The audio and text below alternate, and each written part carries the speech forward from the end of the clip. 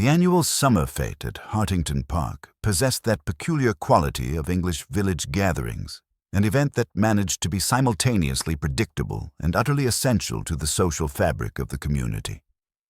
On this particular Saturday in June, the weather had conspired to provide exactly the sort of golden afternoon that made visitors from Market Chipping declare the countryside perfectly charming, while locals simply nodded with quiet satisfaction at nature's good sense. Miss Jane Marple sat beneath a striped awning near the tea tent, her knitting, something delicate and white that might become a christening gown, resting peacefully in her lap. She had come to Larchmere for a fortnight's visit with her old friend Mrs. Rosalind Pierce, and found herself, as she so often did, in the ideal position to observe the small dramas that inevitably unfolded when a village gathered to celebrate itself. The bunting strung between the lime trees fluttered with just enough breeze to be festive without being troublesome, and the gramophone near the ornamental lake was gamely attempting to provide a waltz that competed cheerfully with the drone of conversation and the occasional triumphant shout from the coconut shy. Mrs. Pierce returned from her duties with the raffle tickets, depositing a small roll of notes near Miss Marple's elbow with the satisfaction of one who had successfully extracted charitable contributions from even the most reluctant purses.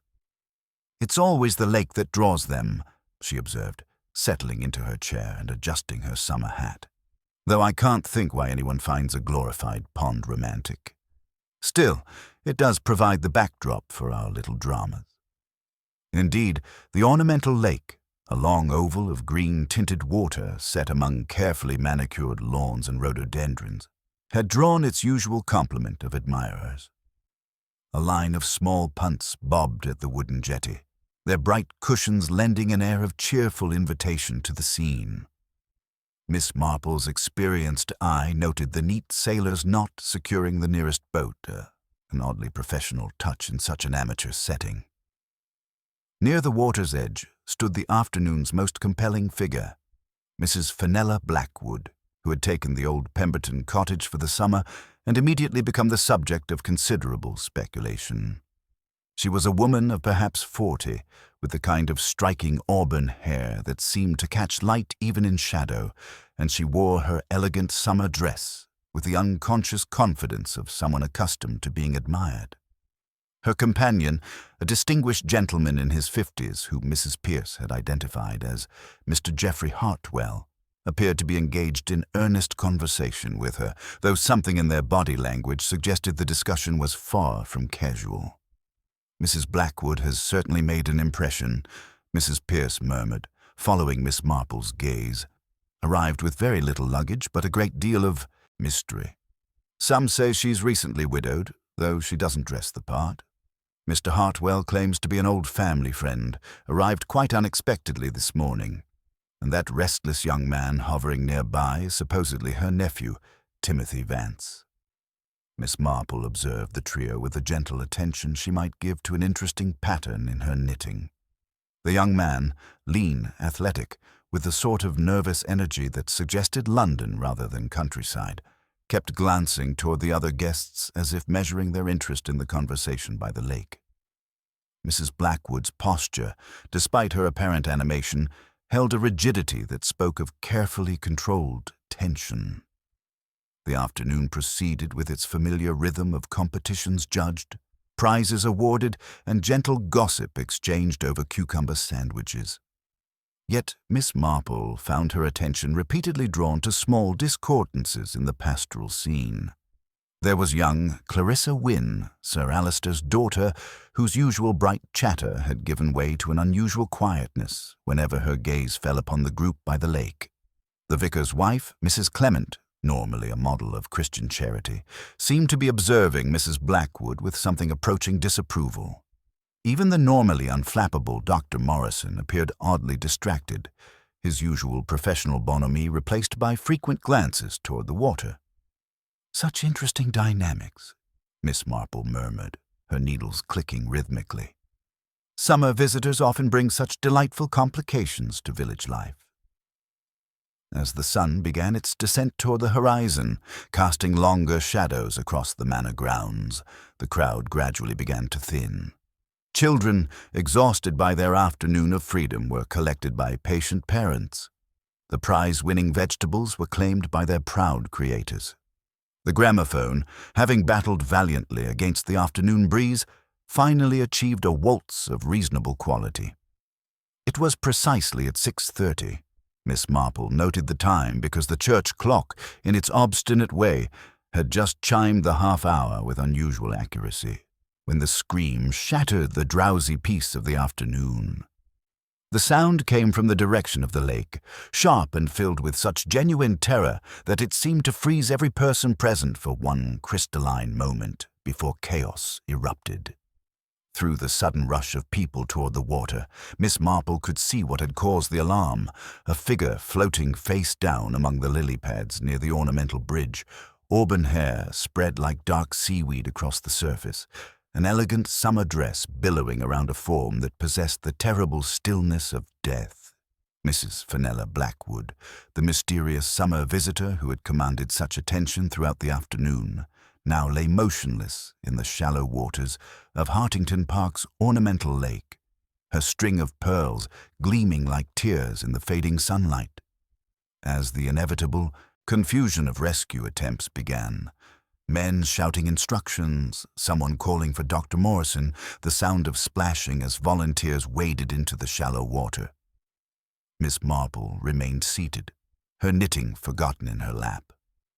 Her sharp eyes took in details that others, in their distress, might miss.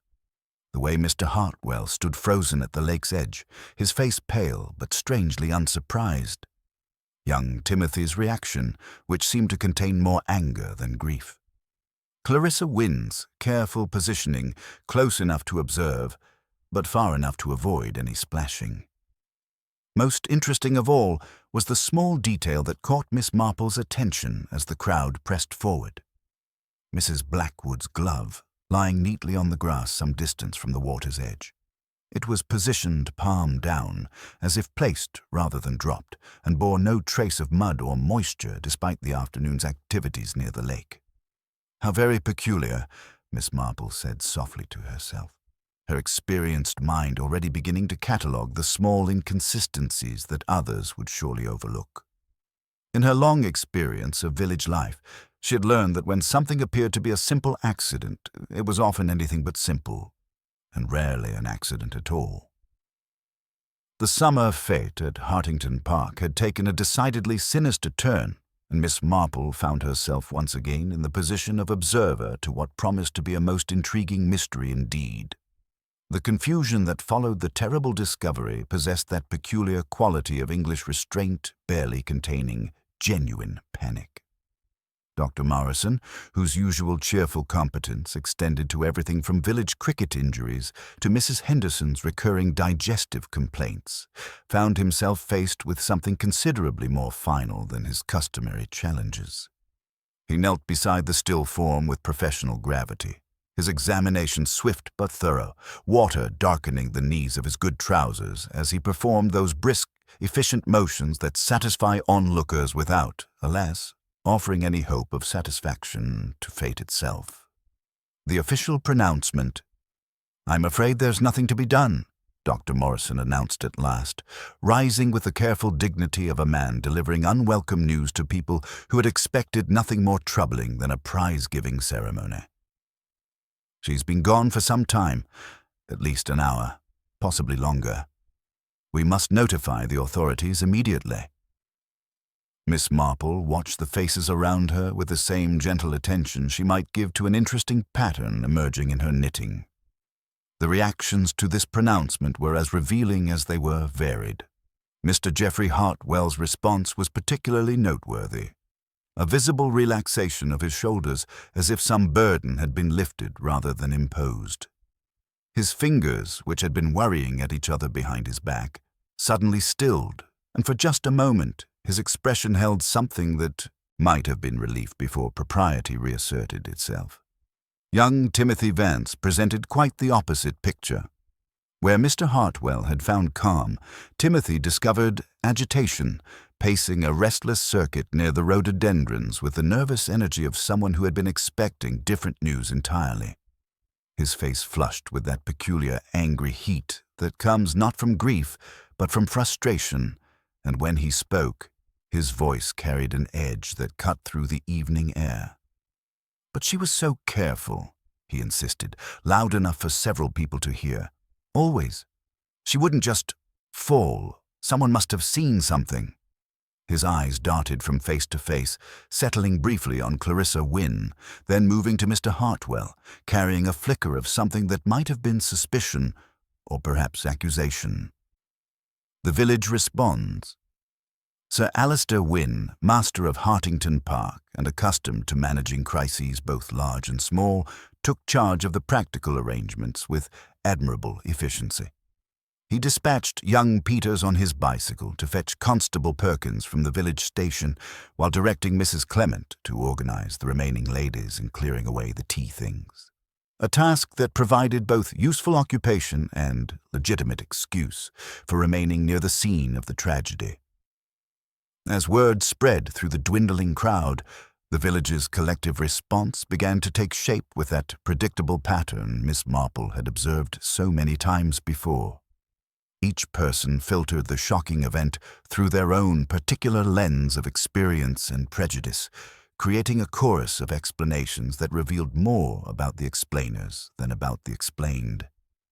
Mrs. Finch, the blacksmith's wife, was among the first to offer her theory.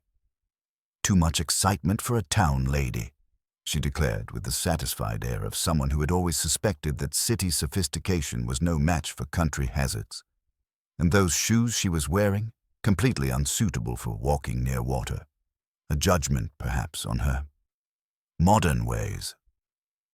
The slight pause before modern ways carried volumes of disapproval that had been building throughout the afternoon. The vicar's wife, Mrs. Clement, approached the matter with characteristic spiritual authority.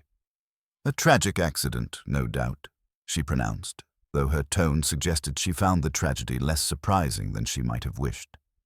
Though one does wonder if perhaps she was burdened by something.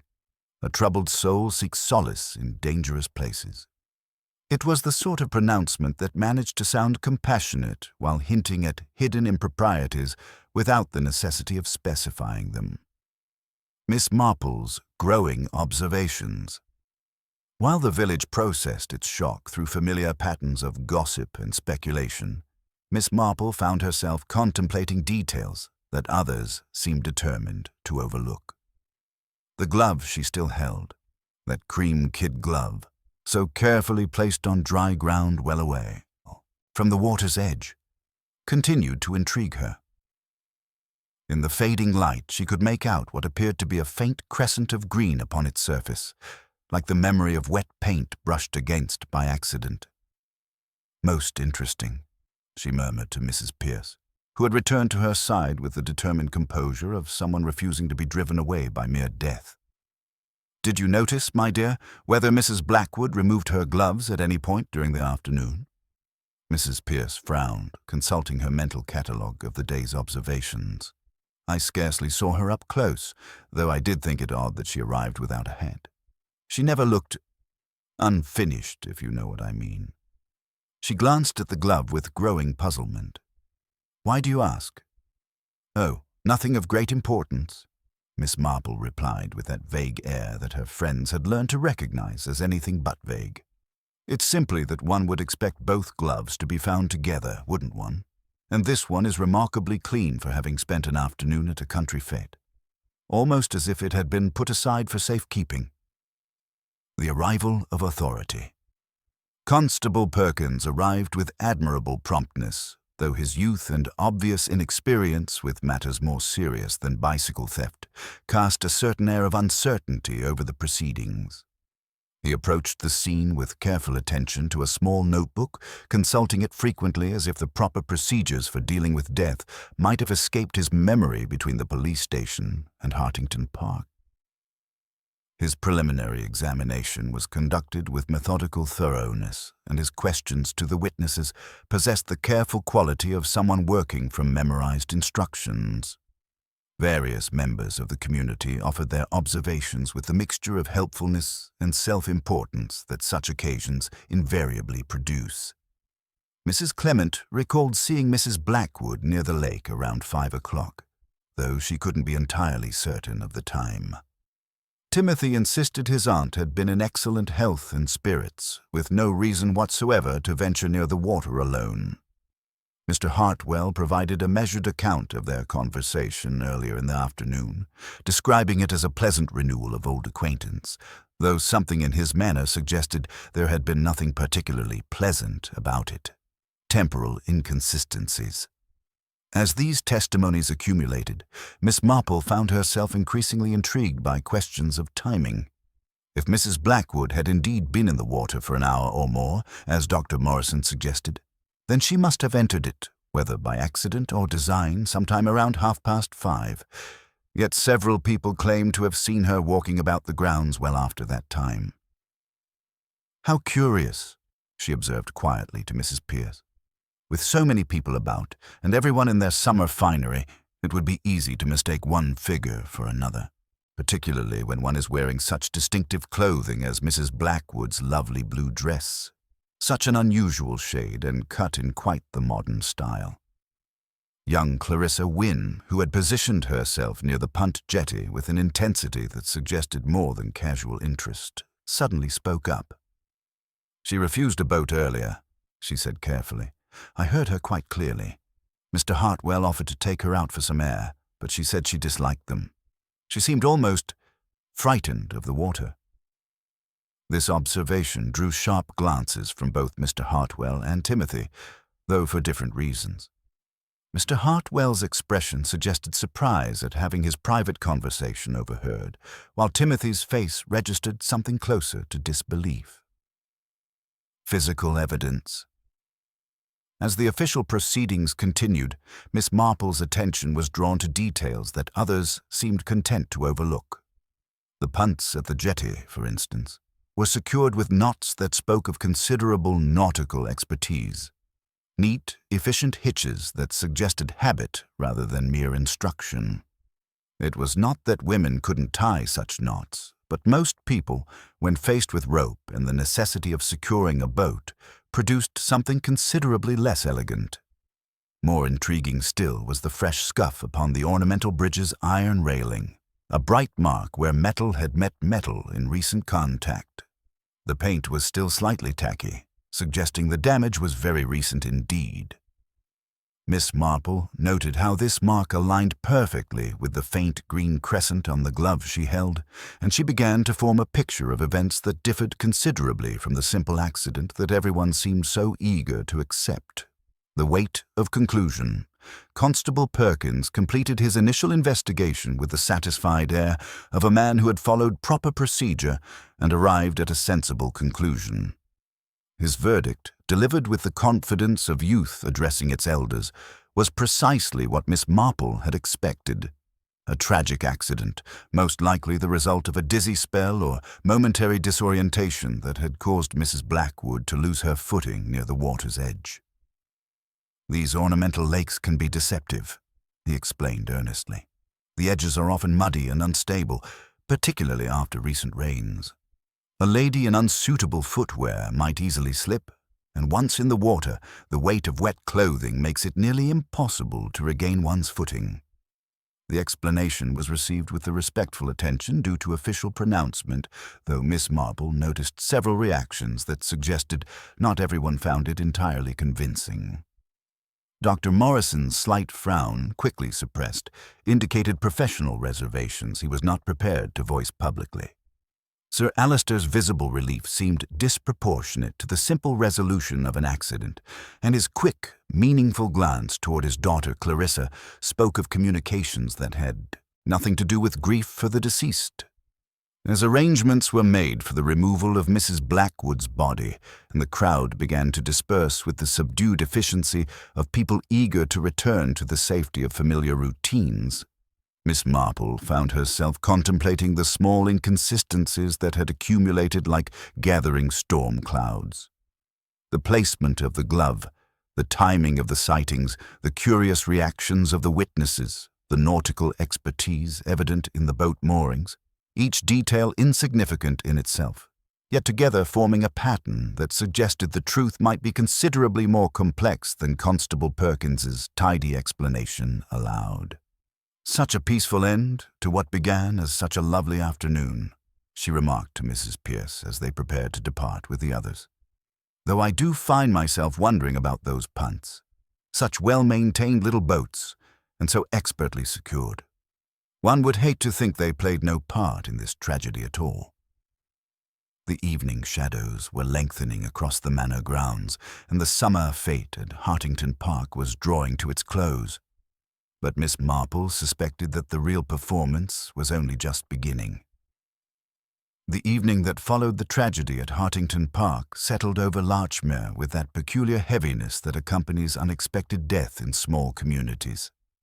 By the time Miss Marple and Mrs. Pierce had returned to the cottage, the last of the summer light was fading behind the lime trees, and the village had begun its collective attempt to process what had occurred during what should have been a perfectly ordinary afternoon of charitable festivities. The weight of evening reflections. Miss Marple settled into her customary chair by the window, her knitting resting in her lap as she gazed thoughtfully toward the darkening gardens. The white christening gown was progressing nicely, each careful stitch contributing to a pattern that would, in due course, reveal its complete and intended design. It was a process that reminded her forcibly of the afternoon's events, individual details that seemed insignificant when viewed in isolation, yet might prove essential when considered as part of a larger, more complex whole. Such a peaceful end to what began as such a lovely day, she murmured to Mrs. Pierce, who was attempting to restore order to her sitting room after the disruption of their hasty departure. "Though I find myself rather troubled by certain small inconsistencies that seem to have escaped general notice." Mrs. Pierce paused in her tidying, recognizing the particular quality of observation that her friend brought to matters that others might dismiss as settled. "You don't believe it was simply an accident, then?" "Oh, my dear Rosalind, I'm sure Constable Perkins has reached his conclusion with the best of intentions," Miss Marple replied gently. "It's simply that in my experience, when several small details fail to align with the obvious explanation, it's often because the obvious explanation is not, in fact, the correct one." The village network awakens. Mrs. Pierce's telephone began ringing shortly after 8 o'clock. Initiating what Miss Marple had come to recognize as the village's remarkably efficient intelligence network. The first call came from Mrs. Clement, the vicar's wife, who reported that young Timothy Vance had taken himself off to the Crown and Anchor rather than remaining quietly in his lodgings to grieve. According to the publican's wife, he had been asking pointed questions about his aunt's activities since her arrival, particularly regarding any correspondence she might have received. The second call from Mrs. Henderson at the post office provided even more intriguing intelligence. Mrs. Blackwood had indeed visited the post office on Friday morning, appearing quite agitated and carrying what appeared to be several letters. However, she had left without posting anything, muttering something about changing her mind and seeming thoroughly distressed by whatever decision she had been contemplating. "Most curious," Miss Marple observed, as Mrs. Pierce relayed this information. "One wonders what sort of correspondence might cause such distress and whether her change of mind was voluntary or influenced by other considerations." Professional concerns.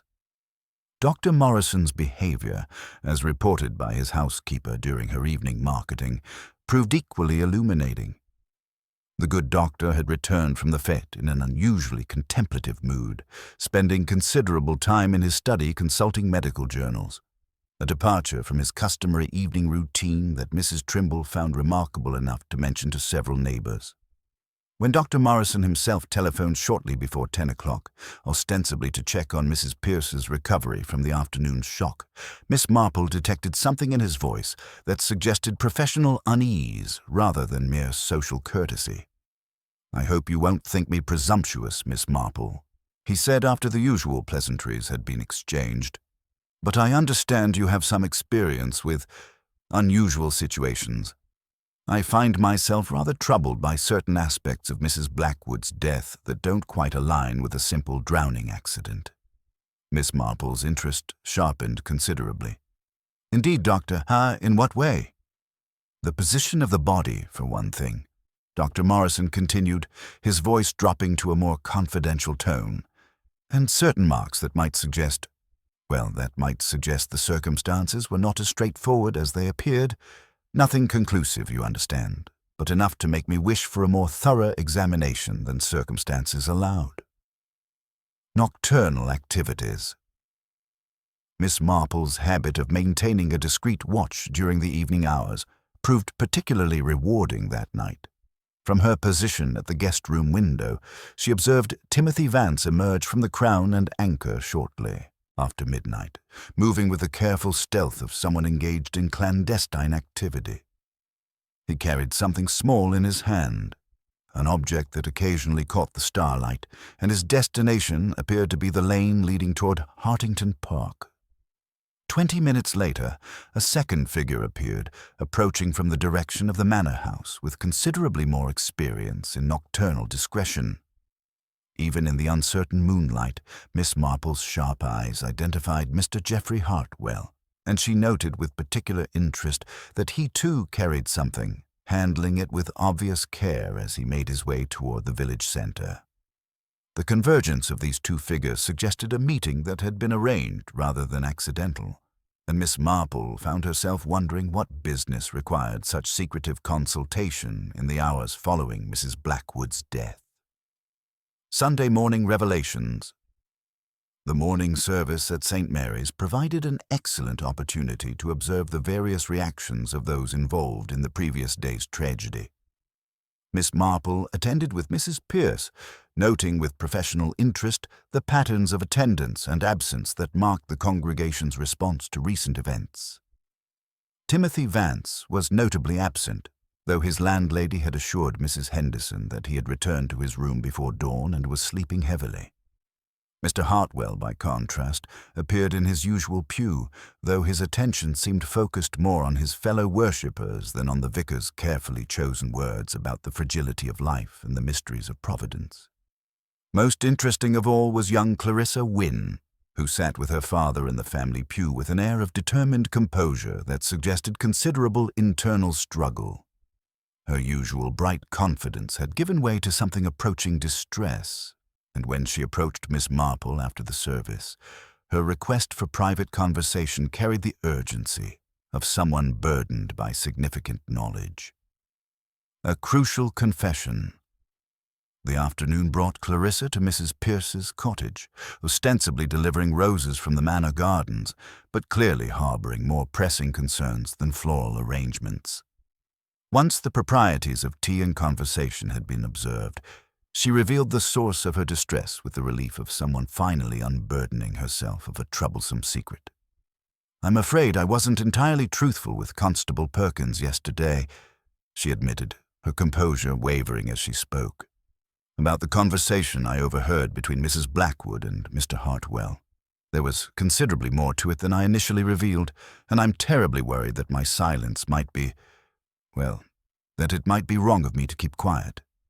Miss Marple set down her teacup with careful attention, recognizing the particular quality of distress that preceded significant revelations. Sometimes we find ourselves in possession of information that seems significant only in retrospect, my dear. The difficulty lies in determining whether our knowledge truly matters, or whether we're simply seeing patterns where none exist. "But that's precisely the problem," Clarissa continued with growing urgency. "I'm quite certain there was a pattern, though I can't make complete sense of it. The conversation wasn't friendly at all. Mrs. Blackwood seemed genuinely angry, and Mr. Hartwell was, he was threatening her quite directly." The revelation that followed proved even more significant than Miss Marple had anticipated.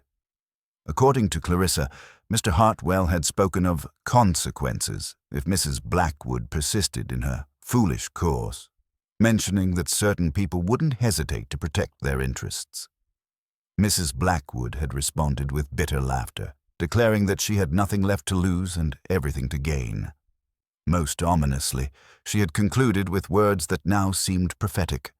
"The truth has a way of surfacing, Geoffrey, like bodies in water. You of all people should know that." Accumulating evidence. As the afternoon progressed, Miss Marple found herself contemplating a picture that bore little resemblance to Constable Perkins's tidy conclusion of accidental death.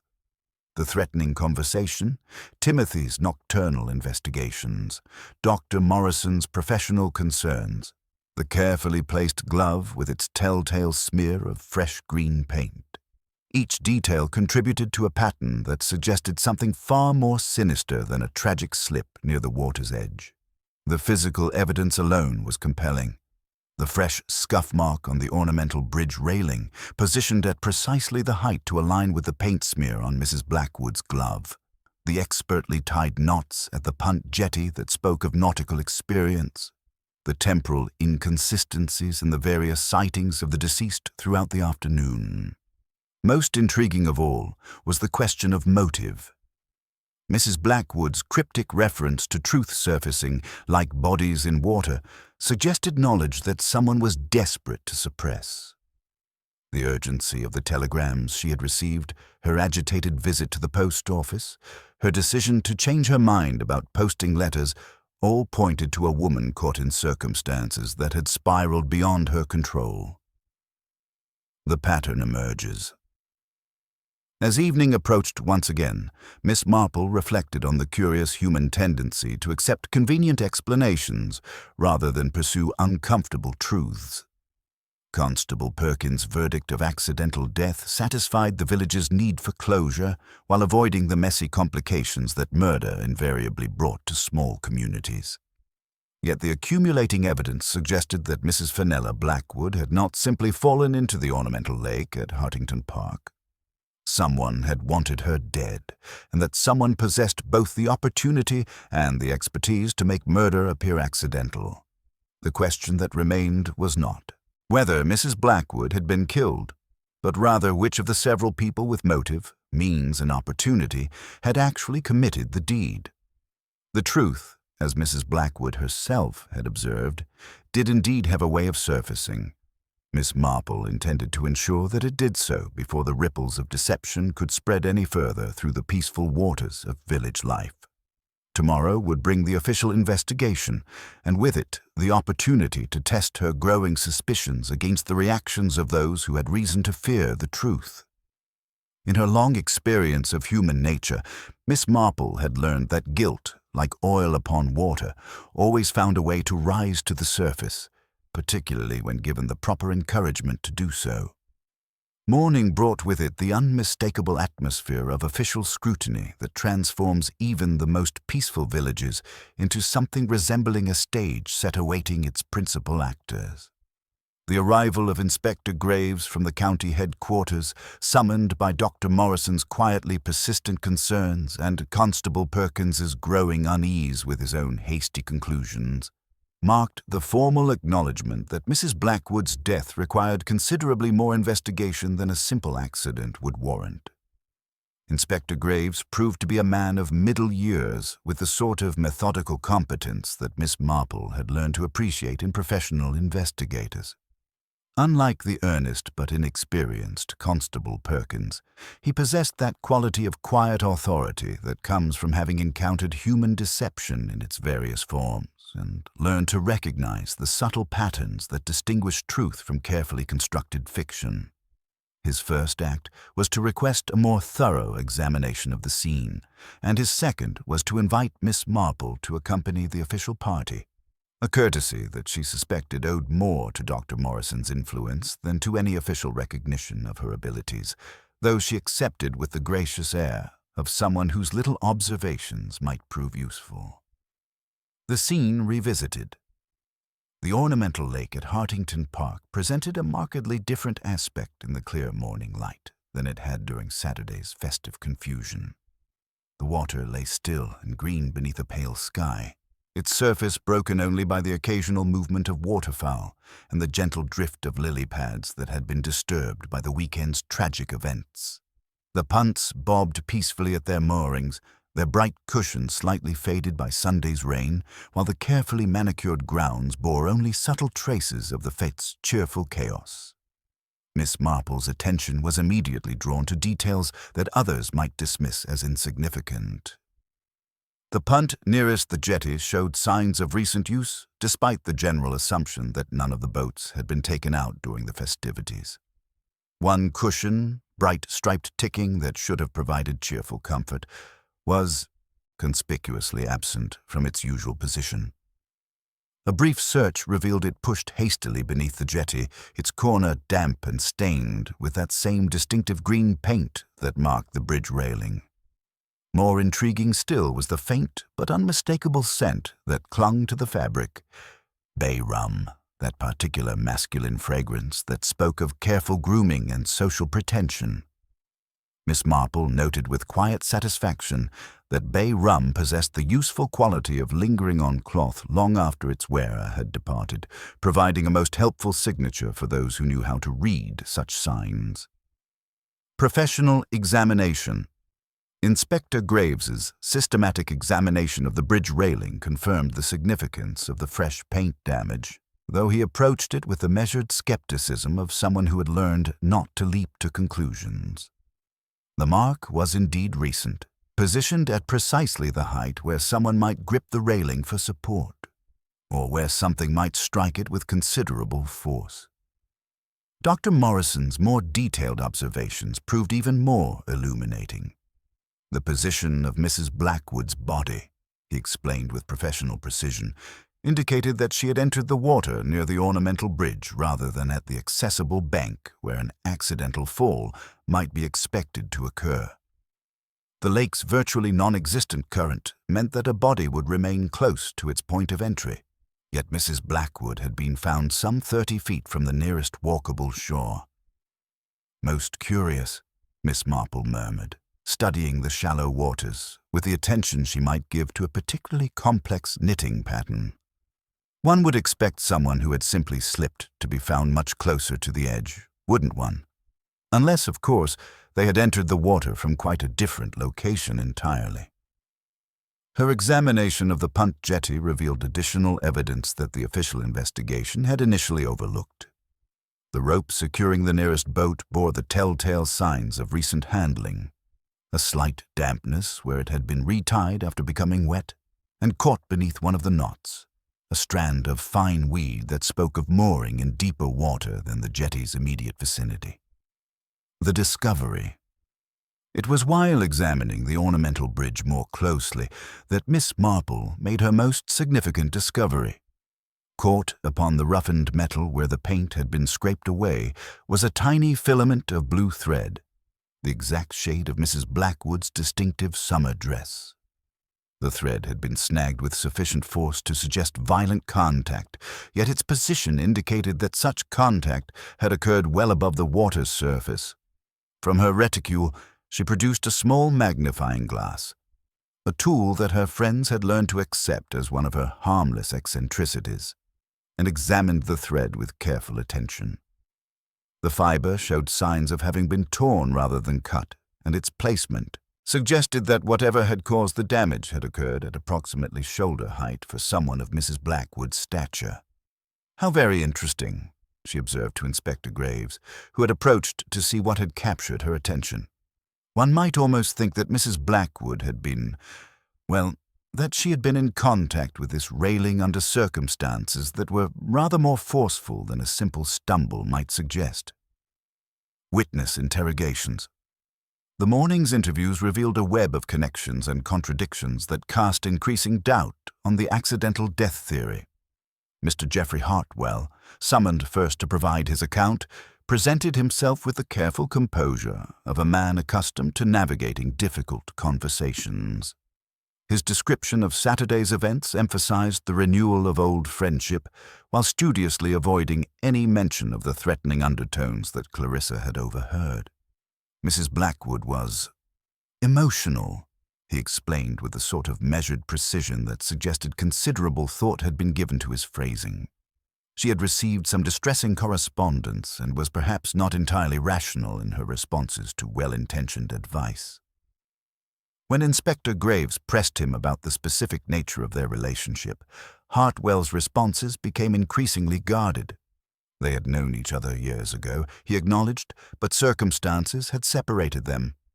His decision to renew the acquaintance had been motivated purely by neighborly courtesy, though something in his manner suggested that courtesy had been the least of his concerns. Timothy Vance's interview proved considerably more volatile. The young man arrived with barely contained agitation, his usual restless energy transformed into something approaching desperation. His insistence that his aunt would never have ventured near the water voluntarily was delivered with the vehemence of someone defending against accusations that had not yet been made.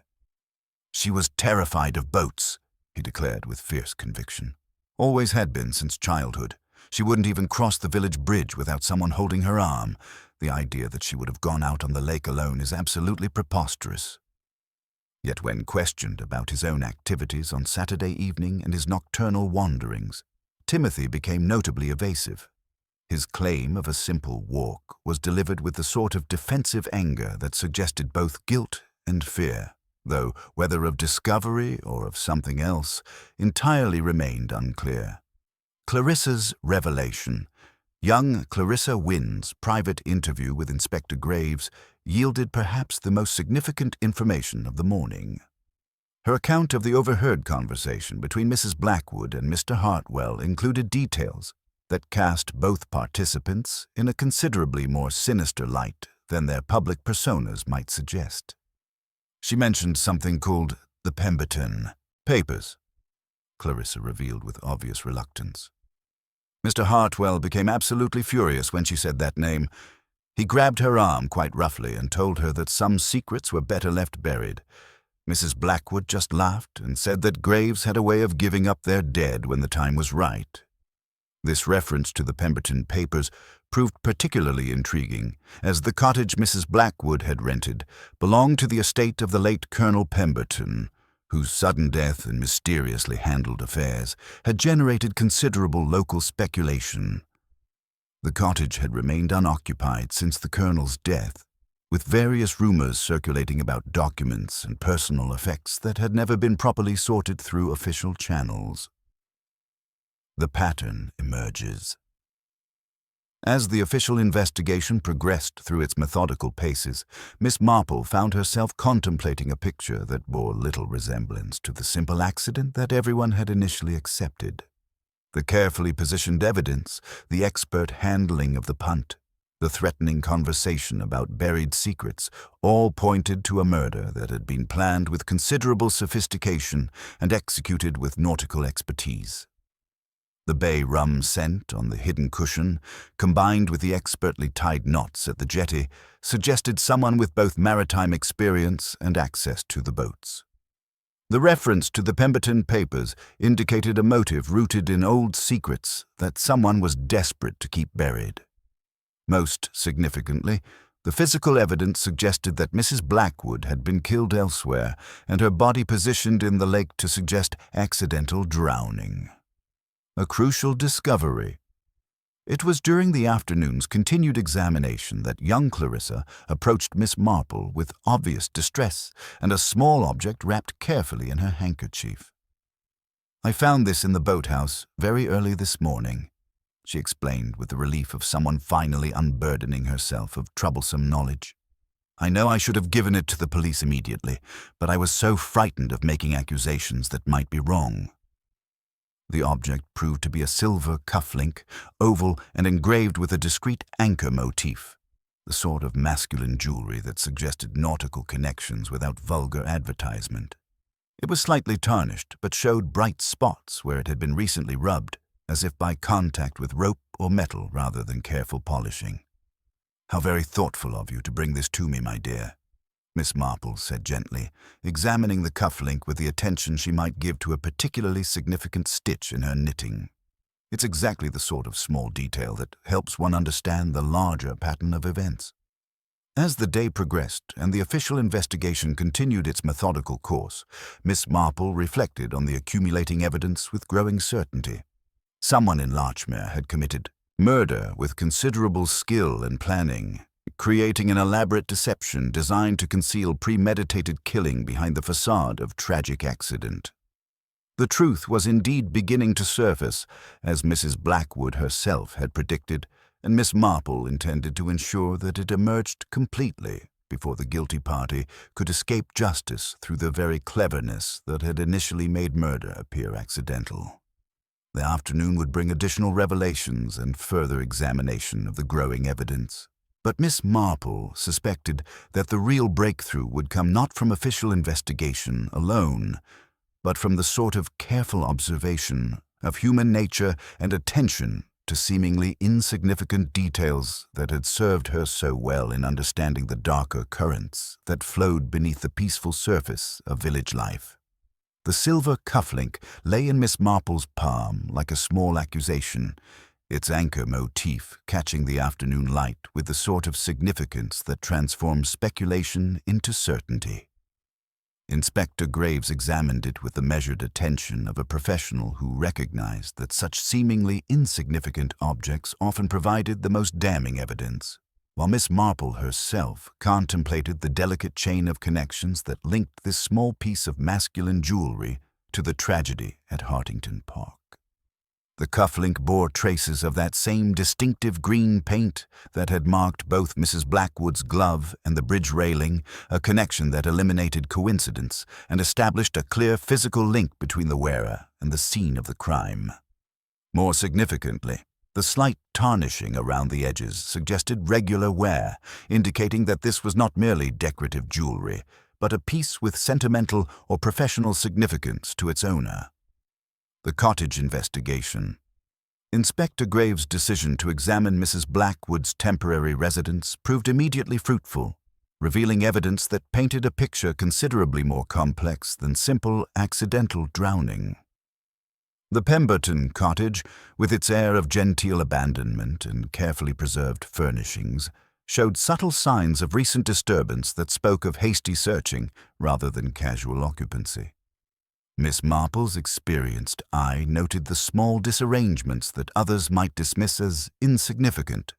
A book slightly askew from its neat row, a chair not quite pushed back to its usual position, and most tellingly, the absence of a pewter box that had left a clean rectangle upon the writing desk's dusty surface. The mark was recent enough to show clearly, suggesting that whatever had occupied that space had been removed within the past few days. The desk itself revealed additional evidence of tampering. Letters bound with ribbon had been loosened and retied carelessly, the ribbon bearing darker creases where it had long lain flat before being disturbed. In the hearth, beneath a neat arrangement of cold ash, lay the unmistakable remains of burned paper, fragments too substantial to be from ordinary correspondence, bearing the partial words codicil and documents in what appeared to be legal terminology. Most intriguing of all was the faint but unmistakable ring on a side table near the window, a damp mark that held the granular residue of pond silt and duckweed, indicating that someone had entered the cottage directly from the water, carrying evidence of their aquatic activities on their person or clothing. Professional insights and village intelligence. Dr. Morrison's more detailed examination of Mrs. Blackwood's body provided the sort of professional confirmation that transformed suspicion into certainty. The pattern of injuries, while consistent with drowning, included several anomalies that spoke of violence rather than accident. Bruising on the upper arms showed the distinctive thumb-shaped marks of forcible restraint, while a small abrasion at the back of the scalp suggested that Mrs. Blackwood had been rendered unconscious before entering the water. The positioning of these injuries indicates someone with considerable knowledge of human anatomy, Dr. Morrison explained with professional precision, the sort of training one might acquire through military service or medical education. Someone who knew exactly how to subdue resistance without leaving obvious evidence of assault. Meanwhile, the village's remarkably efficient intelligence network had begun to yield additional information about the various players in Saturday's tragedy. Mrs. Henderson at the post office confirmed that Mrs. Blackwood had visited on Friday morning in a state of considerable agitation, carrying what appeared to be several letters but departing without posting anything after muttering about changing her mind and seeming thoroughly distressed by some decision she faced. Timothy Vance's subsequent confession to Inspector Graves provided crucial insight into his aunt's activities during the weeks preceding her death. Mrs. Blackwood had apparently been investigating irregularities connected with Colonel Pemberton's estate, discovering evidence that the old gentleman's will had been manipulated after his death to benefit parties with no legitimate claim to his considerable properties. The Pemberton papers revealed. The significance of the mysterious Pemberton papers became clear as Timothy's account unfolded. Mrs. Blackwood had found documents hidden in a secret drawer of the cottage desk, correspondence, financial records, and legal papers that proved systematic fraud in the handling of Colonel Pemberton's estate. The official settlement, conducted with unusual speed by London solicitors, had transferred valuable properties to distant relatives through what appeared to be a fraudulent codicil witnessed by parties with vested interests in the outcome. She had been gathering evidence for weeks, Timothy explained with growing urgency. Letters that proved that witnesses had been bribed, financial records showing payments to the London firm, even photographs of documents that had been altered after the colonel's death. She was planning to present everything to the authorities, but someone discovered what she was doing. The revelation that Mr. Geoffrey Hartwell had served as both estate manager and witness to the disputed codicil provided the crucial connection between motive and opportunity.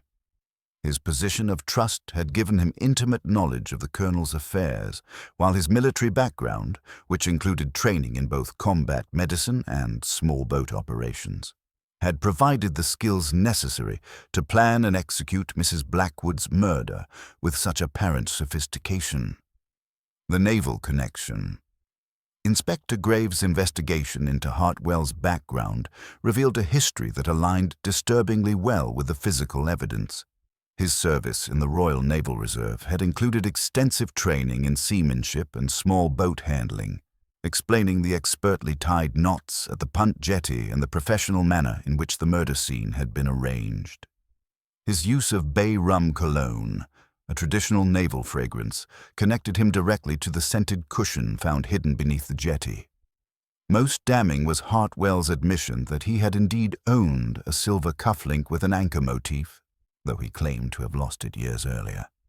A convenient explanation that rang hollow, given the fresh paint traces and the circumstances of its discovery in the boathouse, where Mrs. Blackwood's body had clearly been prepared for its final positioning. Strategic considerations. Miss Marple's suggestion to Inspector Graves about allowing the investigation to appear focused elsewhere proved strategically sound. By creating the impression that suspicion was falling on other parties, they might encourage Hartwell to take actions that would confirm his guilt through his own behavior rather than relying solely on circumstantial evidence.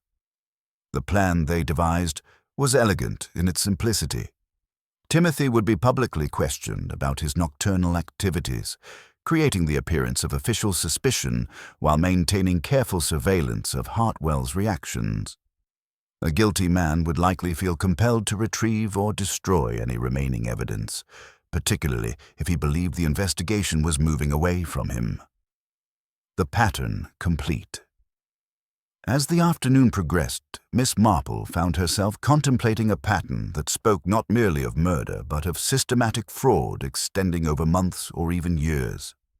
The timing of Mrs. Blackwood's rental of the Pemberton cottage, her discovery of the hidden documents, and her subsequent death all suggested a carefully orchestrated sequence designed to eliminate the one person who possessed evidence of the estate manipulation. The sophistication of the murder itself, the use of the punt to transport the body, the careful positioning to suggest accident, the creation of false timelines through strategic appearances, indicated planning that went far beyond momentary panic or crime of passion. This was the work of someone who had considered every detail, someone whose naval training had taught him to think systematically about complex operations under pressure. Yet in his very sophistication lay the seeds of his exposure. The expertly tied knots that spoke of professional seamanship, the medical knowledge that had enabled him to render Mrs. Blackwood unconscious without obvious trauma, the bay rum scent that lingered as a signature of his presence. All these details that might have seemed like careful planning had instead become the very evidence that would ensure his capture. The truth surfaces. The truth about Mrs. Fenella Blackwood's death was indeed beginning to surface, like the bodies in water that she herself had predicted would eventually reveal their secrets. The woman who had fallen into the lake had not fallen at all, but had been carefully placed there by someone who believed that murder could be disguised as accident through sufficient planning and expertise. Mr. Geoffrey Hartwell's naval background, his position of trust in the Pemberton estate, his access to both the cottage and the grounds of Hartington Park, and his possession of the skills necessary to execute such a sophisticated deception all pointed to a single, inescapable conclusion. The only question that remained was whether he would reveal himself through his own actions, or whether the accumulating evidence would prove sufficient to ensure justice for the woman whose only crime had been discovering the truth about a systematic fraud. Miss Marple settled back in her chair with the quiet satisfaction of someone whose careful observations had once again revealed the darker currents that flowed beneath the peaceful surface of village life. The pattern was nearly complete, and soon the final threads would be woven into place, exposing the full scope of the deception that had cost Mrs. Blackwood her life. The strategy devised by Miss Marple and Inspector Graves began to unfold with the delicate precision of a well-orchestrated village performance, each player unknowingly contributing to a drama whose true purpose remained hidden from all but the most observant participants. The morning brought with it the sort of purposeful activity that transformed speculation into action, as Constable Perkins, under Inspector Graves' careful direction, made a deliberately conspicuous visit to Timothy Vance's lodgings at the Crown and Anchor. The bait takes effect. The sight of official authority calling upon the deceased woman's nephew sent ripples of excitement through Larchmere's efficient gossip network with gratifying speed. Mrs. Henderson at the post office reported breathlessly that young Timothy had been taken away for questioning, while Dr. Morrison's housekeeper confided to several neighbors that official suspicion was focusing on family members with potential inheritance motives. The village, true to its nature, began constructing its preferred narrative. The troubled nephew, driven by grief or greed, whose volatile temperament had finally erupted into tragedy. Miss Marple observed these developments from Mrs. Pierce's sitting-room window, her knitting needles maintaining their steady rhythm while her sharp eyes catalogued the various reactions to the morning's events. Of particular interest was Mr. Geoffrey Hartwell's response to the news which reached him as he took his customary morning walk through the village center. The transformation in Hartwell's demeanor was subtle but unmistakable to someone trained in reading the small signs of human behavior. The tension that had marked his bearing since Saturday's tragedy seemed to evaporate, replaced by something approaching his usual confident composure. His shoulders relaxed. His stride regained its characteristic authority, and most tellingly, he resumed the sort of casual conversation with fellow villagers that had been notably absent during the previous 2 days. Village dynamics at play. The afternoon brought an opportunity to observe Hartwell's reaction more closely when Mrs. Pierce, with carefully cultivated innocence, encountered him outside the village shop and expressed her concern about poor Timothy's predicament. Hartwell's response revealed much about his state of mind to those who knew how to interpret such things. "A tragic business indeed," he said with what appeared to be genuine sympathy. "Though one must admit, young Vance has seemed rather volatile since his arrival. Grief affects people differently, and sometimes the burden of family secrets becomes too much to bear." His words carried the weight of someone offering reasonable explanation for unreasonable events. Yet Miss Marple detected beneath the surface compassion a note of satisfaction that suggested relief rather than concern. The conversation that followed provided additional insight into Hartwell's character and his relationship with the deceased. When Mrs. Pierce mentioned the mysterious papers that Timothy had supposedly been seeking, Hartwell's reaction was particularly revealing. A slight tightening around his eyes, quickly suppressed, suggested that the subject of Mrs. Blackwood's discoveries remained a source of considerable anxiety, despite his apparent confidence in the investigation's new direction. The evening's revelations. As twilight settled over the village, Miss Marple's patient observation was rewarded with precisely the behavior she had anticipated.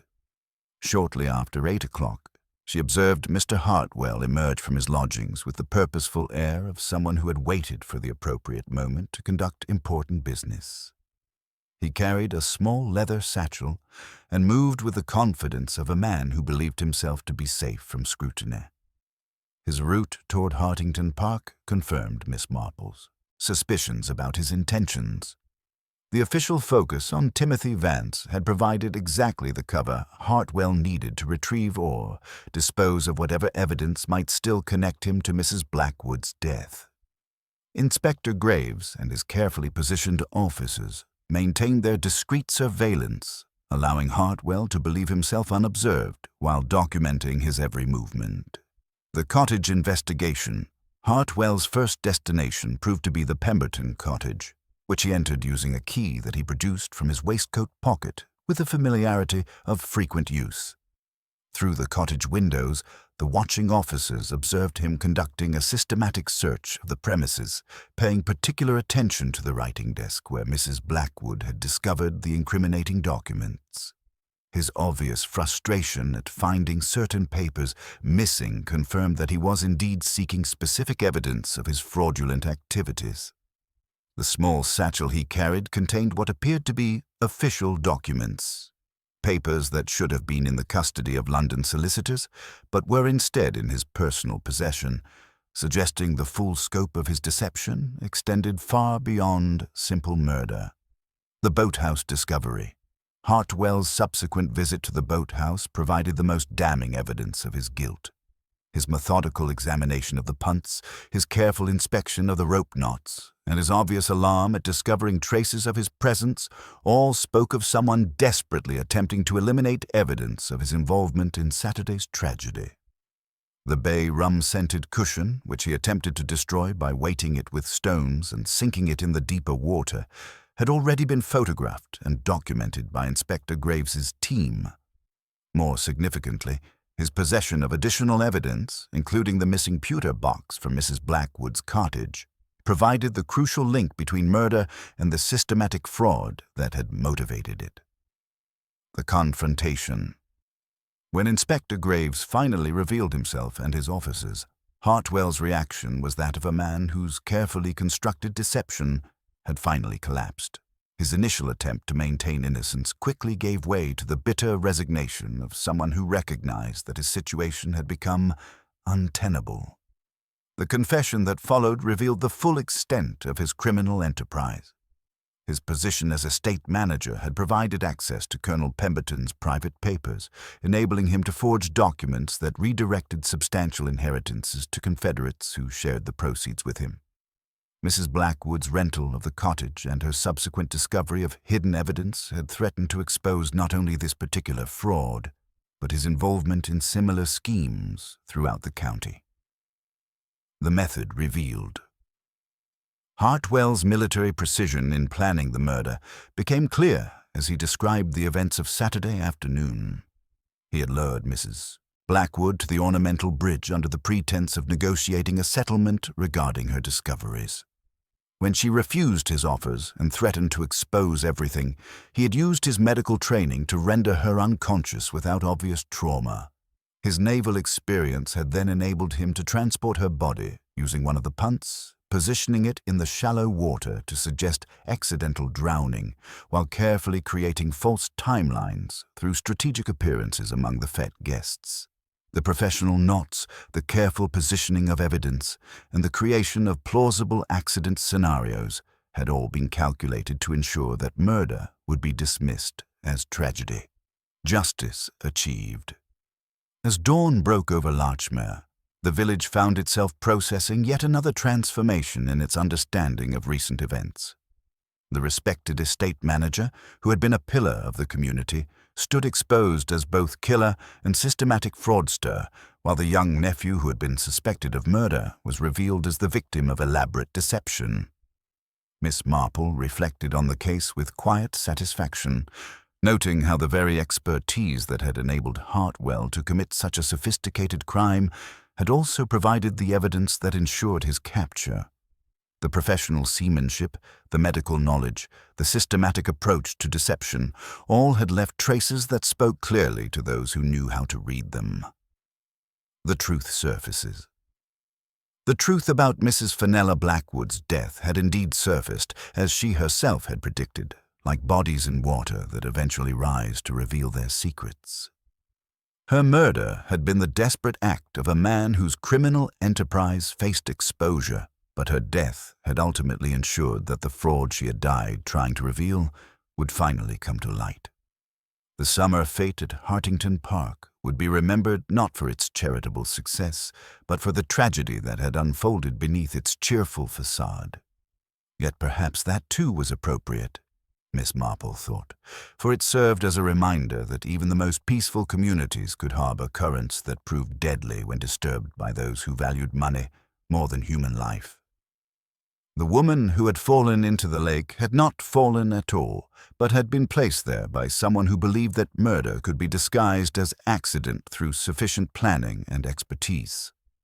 In the end, however, it was that very sophistication that had ensured his downfall, proving once again that guilt, like oil upon water, always finds a way to rise to the surface when given the proper encouragement to do so.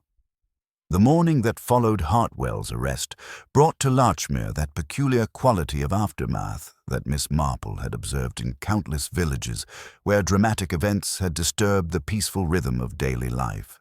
Yet as she sat with her knitting in Mrs. Pierce's comfortable parlor, watching the village attempt to process the previous night's revelations, she found herself troubled by that familiar sensation that had served her so well in previous investigations. The feeling that a pattern, while appearing complete, still contained threads that had not been properly woven into place. The weight of incomplete resolution. Inspector Graves' satisfaction with the case's apparent conclusion was understandable and, in most respects, entirely justified.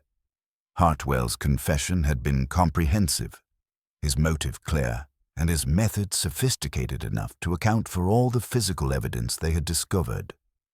The fraudulent manipulation of the Pemberton estate provided ample reason for murder, while his naval training explained the professional execution of both the crime and its concealment.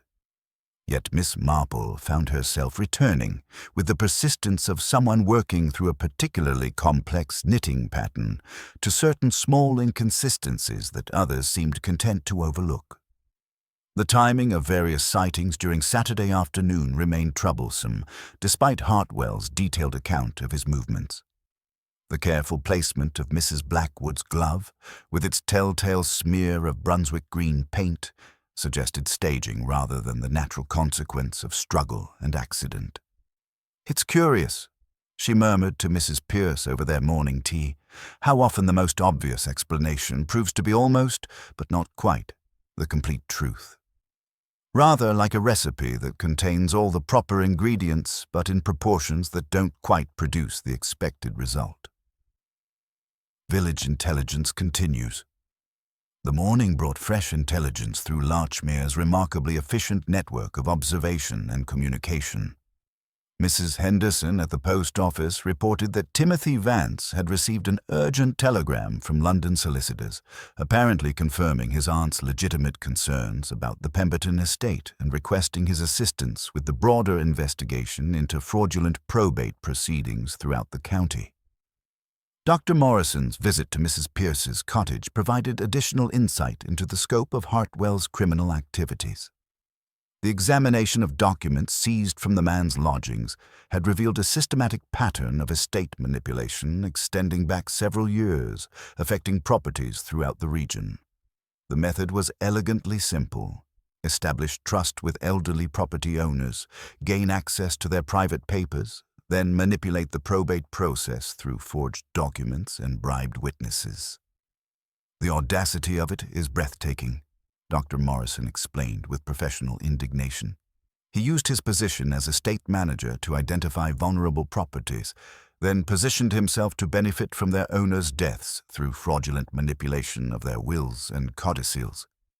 Mrs. Blackwood's discovery of the Colonel's hidden papers threatened to expose not just one crime, but an entire criminal enterprise. Timothy's vindication and revelation. Young Timothy. Vance's release from custody brought with it a fuller understanding of his behavior during the days preceding his aunt's death. His nocturnal wanderings, his agitated questioning of villagers, and his obvious distress had all stemmed from his growing awareness that Mrs. Blackwood was investigating dangerous territory and might face serious consequences for her discoveries. His visit to Miss Marple that afternoon revealed the extent of his aunt's courage and the systematic nature of her investigation. She knew she was taking terrible risks, he explained with quiet intensity. But she felt responsible for exposing what she called systematic theft from the dead. She had been gathering evidence for weeks, photographs of altered documents, correspondence proving witness bribery, financial records showing suspicious payments to London solicitors. The revelation that Mrs. Blackwood had been working with Dr. Morrison to examine medical records of other elderly residents whose estates Hartwell had managed cast the doctor's professional concerns in a new light. Several deaths that had been attributed to natural causes now warranted closer scrutiny, suggesting that Hartwell's criminal activities might have extended beyond fraud into more direct forms of elimination. The broader pattern emerges. Inspector Graves's expanded investigation revealed the staggering scope of Hartwell's criminal enterprise. The leather satchel seized from his lodgings contained evidence of fraudulent manipulation affecting at least 6 estates throughout the county, representing hundreds of thousands of pounds in misdirected inheritances. The network of London solicitors involved in the scheme faced their own legal consequences, while the legitimate heirs who had been deprived of their rightful inheritances would require years of legal proceedings to sort through the various fraudulent transactions. Yet, even as this broader picture emerged, Miss Marple found herself contemplating details that seemed to resist easy incorporation into the established narrative. The expert seamanship evident in the punt moorings, the medical precision of Mrs. Blackwood's injuries, the careful staging of evidence, all pointed to someone with Hartwell's particular combination of skills and knowledge. But the emotional reactions she had observed, the subtle dynamics between various villagers, and certain temporal inconsistencies continued to suggest that the complete truth might be more complex than even Hartwell's comprehensive confession indicated. Clarissa's continued distress. Young Clarissa. Wynn's behavior in the days following Hartwell's arrest provided another source of concern for Miss Marple's observant eye. While the young woman had shown admirable courage in revealing the threatening conversation she had overheard and in retrieving the crucial cufflink evidence, her continued distress seemed disproportionate to her role as a witness to the IG's investigation. Her father, Sir Alistair, displayed the sort of protective concern that spoke of shared anxiety rather than simple paternal worry. Their careful coordination of responses to official questions, their subtle communication through glances and gestures, and their obvious relief at Hartwell's arrest, all suggested involvement that went beyond mere cooperation with the investigation. When Clarissa approached Miss Marple privately during an afternoon walk through the village, her request for guidance carried the weight of someone burdened by knowledge that she feared to reveal.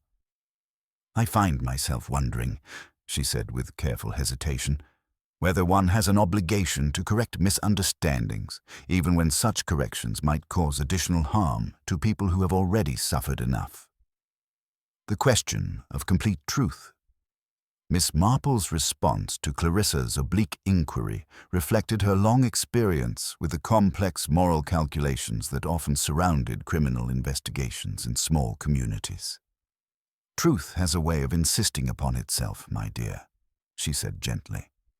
"The difficulty lies in determining whether our knowledge serves justice or merely satisfies our own need for complete understanding. Sometimes the most important truth is not what happened, but what we choose to do with our knowledge of what happened."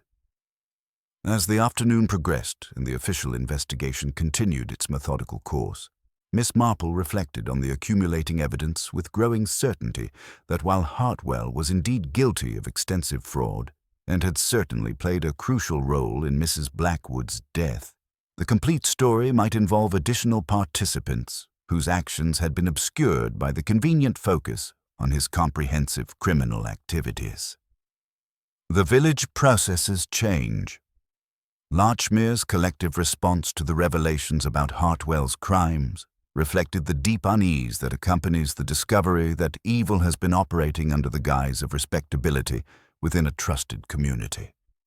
Mrs. Clement confided her shock that Hartwell had recently offered to assist with organizing the church's financial records, an offer that now seemed far more sinister than generous. Other residents began reconsidering their interactions with the man they had trusted with their most sensitive affairs. The summer fete at Hartington Park, once a symbol of village harmony and charitable cooperation, would forever be associated with the dark undercurrents it had unwittingly exposed. The ornamental lake, previously a picturesque backdrop for community celebrations, now carried the weight of tragic memory. Yet Miss Marple observed that even as the village struggled to process these revelations, the fundamental decency of its residents remained intact, providing the foundation for eventual healing and restoration of trust, threads still unwoven. As evening approached and the immediate crisis appeared to have reached its resolution, Miss Marple found herself contemplating the delicate balance between justice achieved and truth completely revealed. The woman who had fallen into the lake had indeed ensured that secrets would surface, exposing a pattern of criminal behavior that might otherwise have continued indefinitely. Yet certain threads in the pattern remained loose, certain details continued to resist complete explanation, and certain human reactions suggested that the full story had yet to be told. Her knitting, the christening gown now nearing completion, served as a reminder that the most beautiful patterns often required patience and careful attention to seemingly insignificant details. Each stitch contributed to a larger design that would, in due course, reveal its complete and intended form. Miss Marple suspected that the pattern of events at Hartington Park still required several more careful stitches before the final design would emerge in all its complexity and truth. Tomorrow would bring additional opportunities for observation and, perhaps, for the sort of gentle conversation that sometimes encouraged the revelation of truths that official investigation might overlook. In her long experience of human nature, Miss Marple had learned that the most significant confessions often came not from formal interrogation, but from the quiet recognition that carrying certain burdens alone had become impossible to bear. The truth about Mrs. Fenella Blackwood's death was indeed surfacing, but Miss Marple suspected that the complete pattern had yet to be fully revealed. The tranquil aftermath of Hartwell's arrest settled over Larchmere with that peculiar weight that accompanies incomplete resolutions, and Miss Marple found herself increasingly troubled by the persistent sensation that while justice had been served, truth remained partially obscured. Her knitting, the christening gown now nearly complete, lay forgotten in her lap as she contemplated the small inconsistencies that continued to resist incorporation into the accepted narrative of events. The persistent questions. The morning brought with it a quality of light that seemed to sharpen edges and reveal details previously hidden in shadow. Miss Marple's methodical mind returned repeatedly to the temporal inconsistencies that had marked Saturday's tragedy. The various sightings of Mrs. Blackwood throughout the afternoon, the expert positioning of evidence, and most particularly, the reactions of those who should have been relieved by Hartwell's confession, yet remained visibly distressed. Young Clarissa Wynne's continued agitation proved most illuminating to Miss Marple's experienced observation.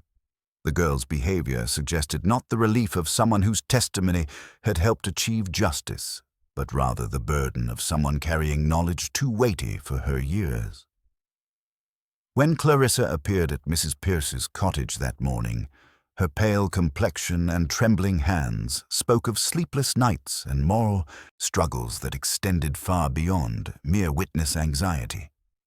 "Miss Marple," Clarissa began with obvious difficulty, "I find myself in a position where silence feels like complicity, yet speech might destroy more than it reveals. I fear I have not been entirely truthful about what I witnessed on Saturday afternoon." The complete truth emerges. The revelation that followed cast the entire sequence of events in a dramatically different light, revealing a chain of circumstances far more complex than either accident or simple premeditated murder.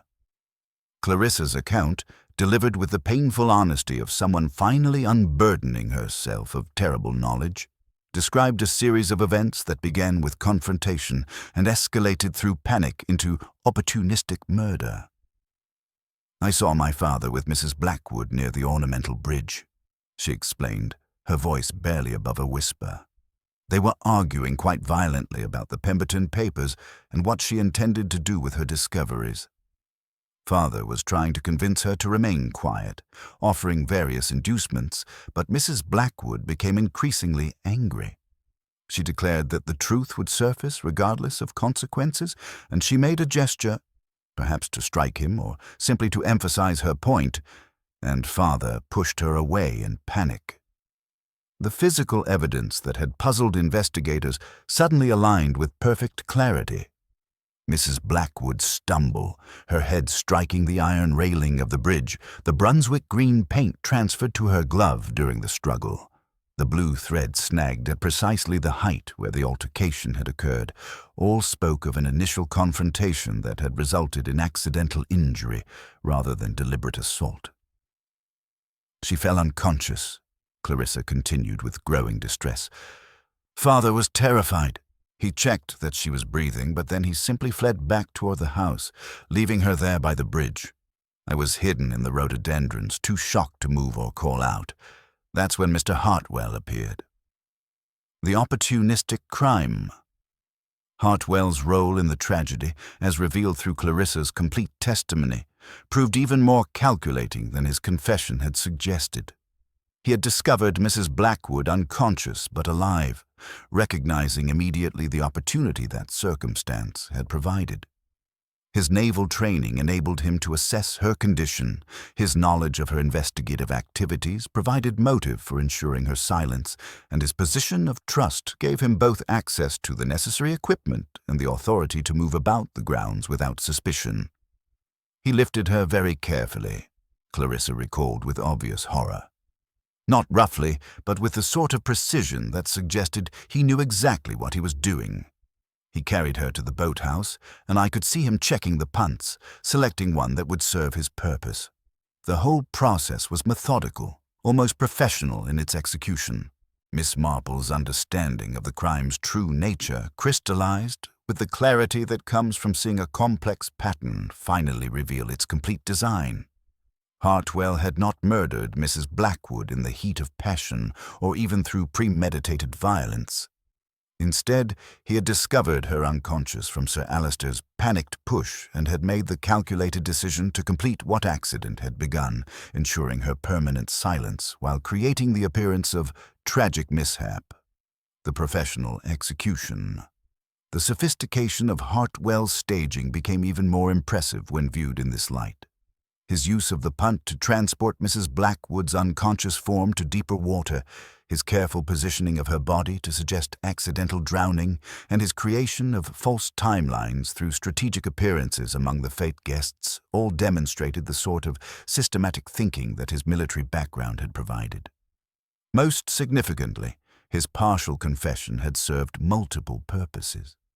Accepting responsibility for the actual murder while protecting Sir Alister from consequences for the initial altercation, ensuring that the broader fraud investigation would proceed without complications and maintaining his reputation for honesty by admitting to crimes that could be proven while concealing those that could not.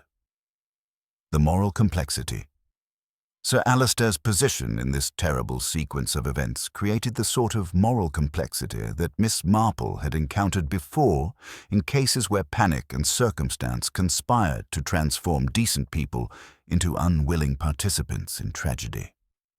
His initial confrontation with Mrs. Blackwood had been motivated by legitimate concern for the reputation of the estate and the welfare of those whose livelihoods depended upon it. His panicked push had been defensive rather than aggressive, intended to prevent assault rather than cause harm. Yet his flight from the scene, his failure to summon medical assistance, and his subsequent silence about the true sequence of events had created the conditions that enabled Hartwell to commit murder with impunity. The moral weight of this knowledge, combined with his recognition that revealing the truth might not serve justice, had created the terrible burden that both he and Clarissa had been carrying since Saturday's tragedy. Miss Marple's synthesis. As the complete pattern emerged, Miss Marple reflected on the delicate balance between truth and justice that such complex situations required. Hartwell remained guilty of murder, though his crime had been opportunistic rather than premeditated. Sir Alistair bore responsibility for creating the circumstances that enabled that murder, though his actions had been defensive rather than malicious. The systematic fraud that had motivated all these events would be exposed and corrected regardless of which version of events became official record. Truth, as I have often observed, Miss Marple said gently to the distressed young woman, has many faces, and sometimes the most important question is not what happened, but what we choose to do with our knowledge of what happened. Your father's actions, while regrettable, were those of a man defending himself in panic. Mr. Hartwell's actions were those of a calculating criminal seizing an opportunity for murder. The distinction matters greatly in terms of justice. The pattern complete. The woman who had fallen into the lake had indeed ensured that secrets would surface, though the complete truth proved more complex than anyone had initially imagined. The sequence of confrontation, accident, opportunistic murder, and systematic cover-up revealed currents of deception that ran deeper than simple fraud or even premeditated killing. Yet in this complexity lay a kind of justice that pure legal proceedings might not achieve. Hartwell would face consequences appropriate to his deliberate crimes, the fraudulent estate manipulations would be exposed and corrected, and the community would be protected from future victimization. The moral burden of Sir Alistair's role would be carried by those strong enough to bear it, while the greater good would be served by focusing justice on the truly criminal rather than the merely unfortunate. Miss Marple's knitting needles resumed their steady rhythm as she contemplated the final pattern that had emerged from Saturday's tragedy. Like the christening gown taking shape in her hands, the truth had required patient work and careful attention to each individual thread before the complete design could be revealed. The summer fete at Hartington Park would be remembered not for its charitable success, but for the complex human drama that had unfolded beneath its cheerful surface. A reminder that even in the most peaceful communities, the currents of human nature could prove both deeper and more dangerous than their tranquil surfaces might suggest. The delicate task that lay before Miss Marple following Clarissa's complete revelation required the sort of methodical approach she had perfected through decades of untangling human nature's more complex knots. The truth had emerged, but truth alone was insufficient without the proper application of wisdom to ensure that justice served the living as well as the dead. Her first step was to verify the timeline that Clarissa's account had provided, and for this purpose she sought out Mr. Beale, the head gardener at Hartington Park. Confirming the physical evidence, Mr. Beale proved to be exactly the sort of witness Miss Marple had hoped to find. A man whose professional pride in his work extended to precise memory of timing and circumstances. His account of Saturday's paint application provided the crucial confirmation of Clarissa's testimony while revealing additional details that others had overlooked. "Fresh coat Saturday morning, just after luncheon," he explained with obvious satisfaction in his thoroughness.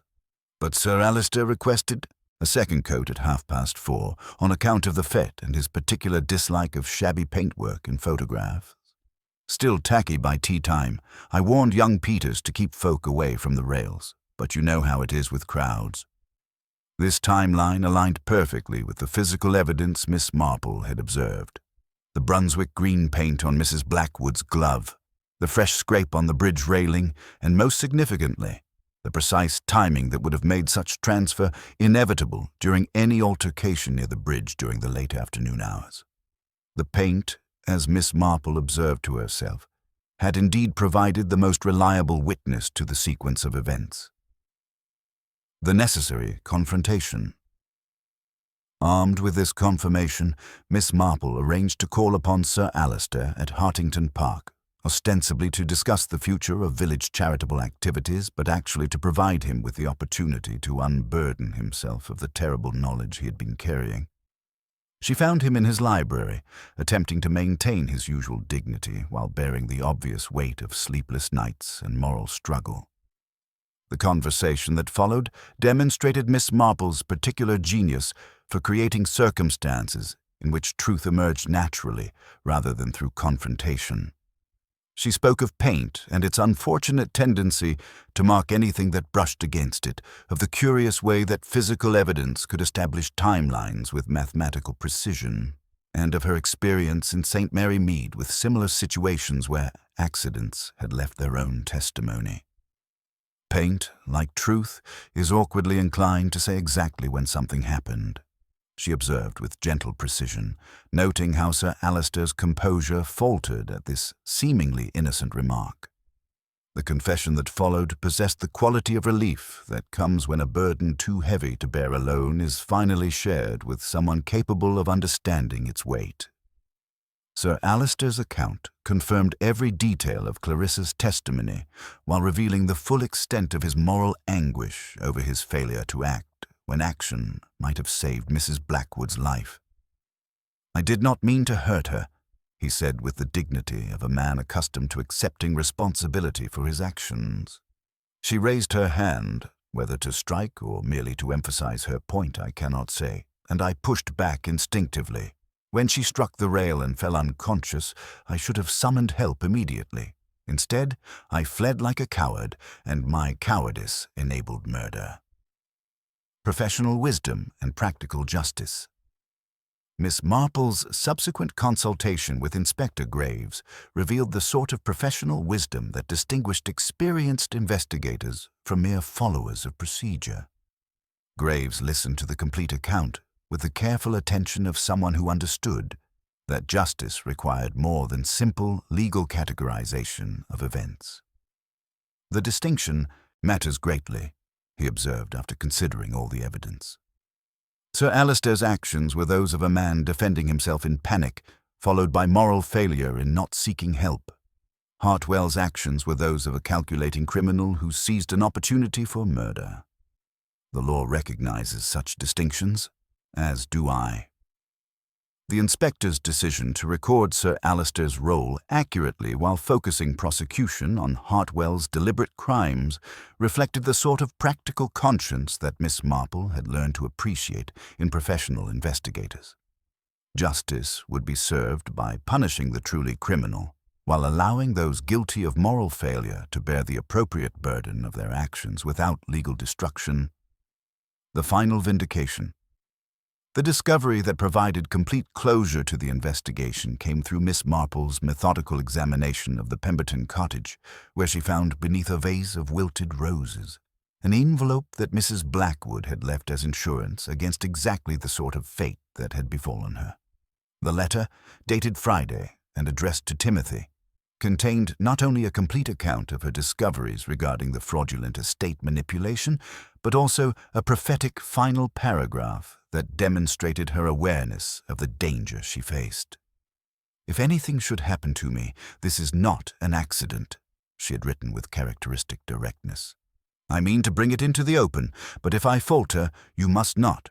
There are honest men still if you put the truth before them." Timothy's reaction to this final communication from his aunt reflected the complex mixture of vindication and loss that often accompanies such discoveries. His aunt's courage in pursuing the truth despite obvious danger, her foresight in documenting her findings, and her faith that justice would ultimately prevail provided the foundation for his own commitment to seeing the investigation through to its complete conclusion. Community healing and resolution. The village's response to the complete revelation of events reflected the fundamental decency that enabled small communities to process tragedy while moving forward with essential life. Mrs. Clement organized a memorial service for Mrs. Blackwood that honored her courage in exposing corruption rather than dwelling on the circumstances of her death. Dr. Morrison established a fund to assist elderly residents with estate planning, ensuring future protection against the sort of exploitation that had motivated the entire tragic sequence. The summer fete at Hartington Park would indeed be remembered differently, but Miss Marple observed that the community's response to crisis had revealed strengths that might otherwise have remained hidden. The willingness to examine assumptions, support those who had suffered, and work together toward preventing future victimization demonstrated the resilience that enabled villages to survive encounters with genuine evil. The pattern, complete. As Miss Marple completed the christening gown that had occupied her needles throughout the investigation, she reflected on how the final pattern had emerged with the same careful attention to individual stitches that had been required to understand the complete truth about Mrs. Blackwood's death. Each detail, the paint evidence, the timing of events, the various human reactions, the hidden letter, had contributed to a design that revealed both the complexity of human nature and the ultimate triumph of truth over deception. The woman who had fallen into the lake had indeed ensured that secrets would surface, though the complete truth had proven more intricate than anyone had initially imagined. Her death had exposed not only systematic fraud, but the dangerous intersection of panic, opportunity, and calculated evil that could transform ordinary human weakness into circumstances enabling murder. Yet in the community's response lay hope for the future. The recognition that moral failure could become the foundation for moral growth, and that tragedy could serve constructive purposes when met with courage and wisdom. Miss Marple folded the completed christening gown with quiet satisfaction, noting how the delicate pattern had required patience and attention to seemingly insignificant details before revealing its complete beauty. The investigation into Mrs. Fenella Blackwood's death had required similar patience, but truth, like the finest needlework, was always worth the careful attention it demanded. Justice had been served, the community would heal, and life in Larchmere would continue with the deeper wisdom that comes from having confronted and overcome the darker currents that occasionally disturb even the most peaceful waters. The morning following the complete revelation of events brought to Larchmere that particular quality of exhausted quiet that settles over communities after the exposure of long-hidden truths. Miss Marple observed from Mrs. Pierce's sitting-room window as the village attempted to process the complex moral landscape that had emerged from what had initially appeared to be a simple tragedy. Her knitting, the christening gown now awaiting only its final finishing touches, rested in her lap as she contemplated the delicate balance between justice achieved and healing required. The final test, Inspector Graves' visit that morning, confirmed Miss Marple's suspicion that certain threads in the pattern remained loose, requiring careful attention before the design could be considered complete. His examination of Hartwell's effects had revealed correspondence that suggested the fraudulent estate network extended beyond the man's individual crimes, involving accomplices who might now feel compelled to eliminate remaining evidence of their participation. "There's the matter of young Peters," Inspector Graves explained with the careful precision of someone who had learned to value Miss Marple's observations. "The gardeners, Boy has been notably absent from his duties since Hartwell's arrest, and his landlady reports that he received a telegram yesterday evening requesting his immediate presence in London. Given the timing, I find myself wondering whether his departure was entirely voluntary.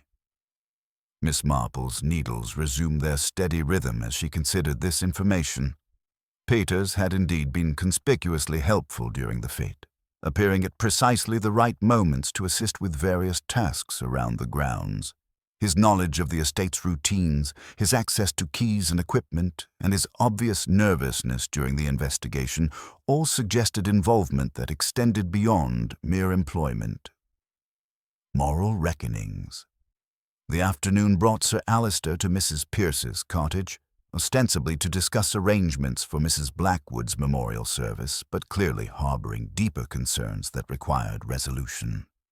Miss Marple received him with the gentle courtesy that had enabled so many difficult conversations over the years, creating an atmosphere where truth could emerge naturally rather than through confrontation. I find myself haunted by questions of responsibility. Sir Alister began with the careful dignity of a man accustomed to bearing burdens, but unaccustomed to sharing them. The law may distinguish between panic and premeditation, but conscience makes no such comfortable divisions. If my actions created the opportunity for murder, does the distinction between intention and consequence truly matter? Miss Marple's response reflected her understanding that healing required acknowledgement rather than absolution. In my experience, Sir Alister, the weight of unintended consequences often teaches us more about our true character than our deliberate choices. A moment of panic reveals human weakness, but how we respond to that revelation determines whether weakness becomes wisdom or merely remains weakness. The conversation that followed allowed Sir Alister to examine his actions with a sort of moral honesty that enabled genuine repentance rather than mere regret. His recognition that fear had made him complicit in enabling murder, his commitment to ensuring that such failures could never recur, and his acceptance of responsibility for the consequences of his panic all demonstrated the sort of character growth that Miss Marple had observed in other decent people forced to confront their own capacity for moral failure. Community healing and practical justice. Dr. Morrison's establishment of new procedures for estate planning, supported by the recovery of fraudulent assets, provided the sort of practical response to tragedy that enabled communities to transform suffering into protection for future potential victims. The village council's decision to require independent witnesses for all significant legal documents reflected lessons learned from painful experience. Timothy Vance's decision to remain in Larchmere temporarily, assisting with the complex legal proceedings required to restore defrauded inheritances, provided both practical help and symbolic continuity with his aunt's courage. His presence served as a reminder that Mrs. Blackwood's sacrifice had achieved precisely what she had intended: the complete exposure of systematic corruption and the protection of those who might otherwise have fallen victim to similar schemes. The pattern complete.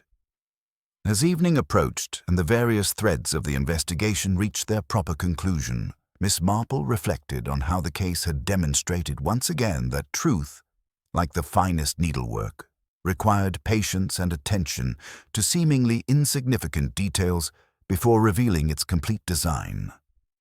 The woman who had fallen into the lake had indeed ensured that secrets would surface, though the complete pattern had proven more complex than anyone had initially imagined.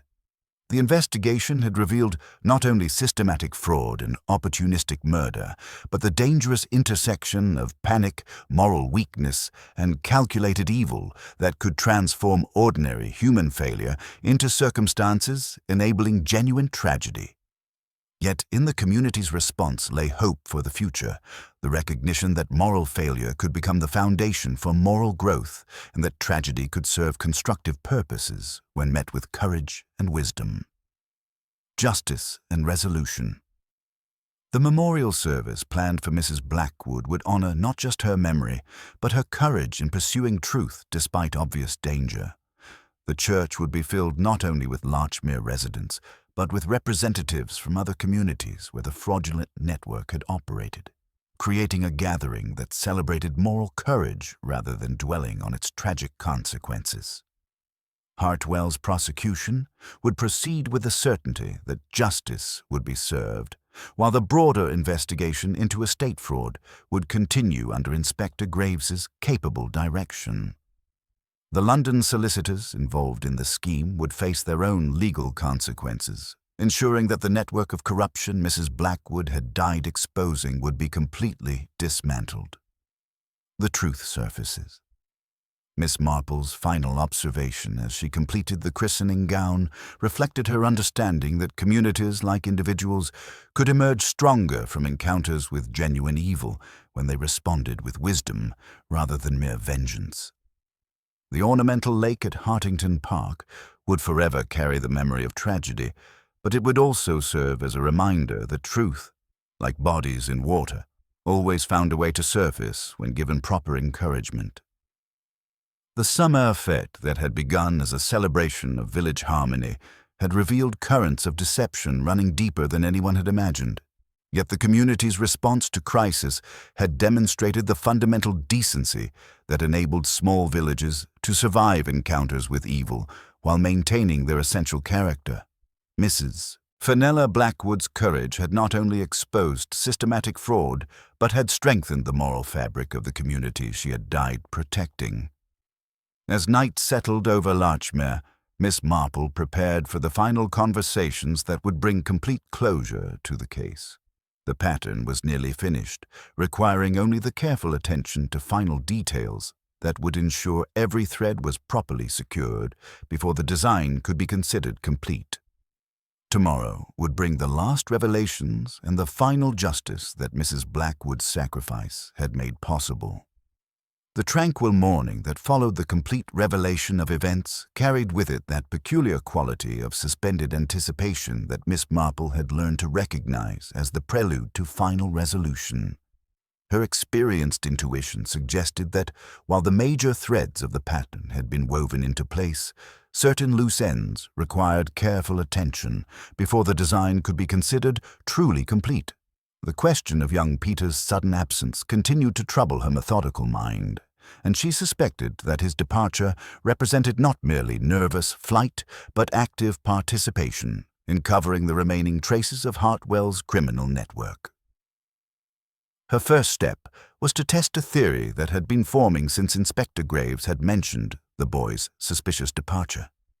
With the sort of casual precision that had served her so well in previous investigations, Miss Marple suggested to Mrs. Pierce that they might take their morning constitutional past the post office, where she wished to inquire about sending a small package to Inspector Graves at county headquarters.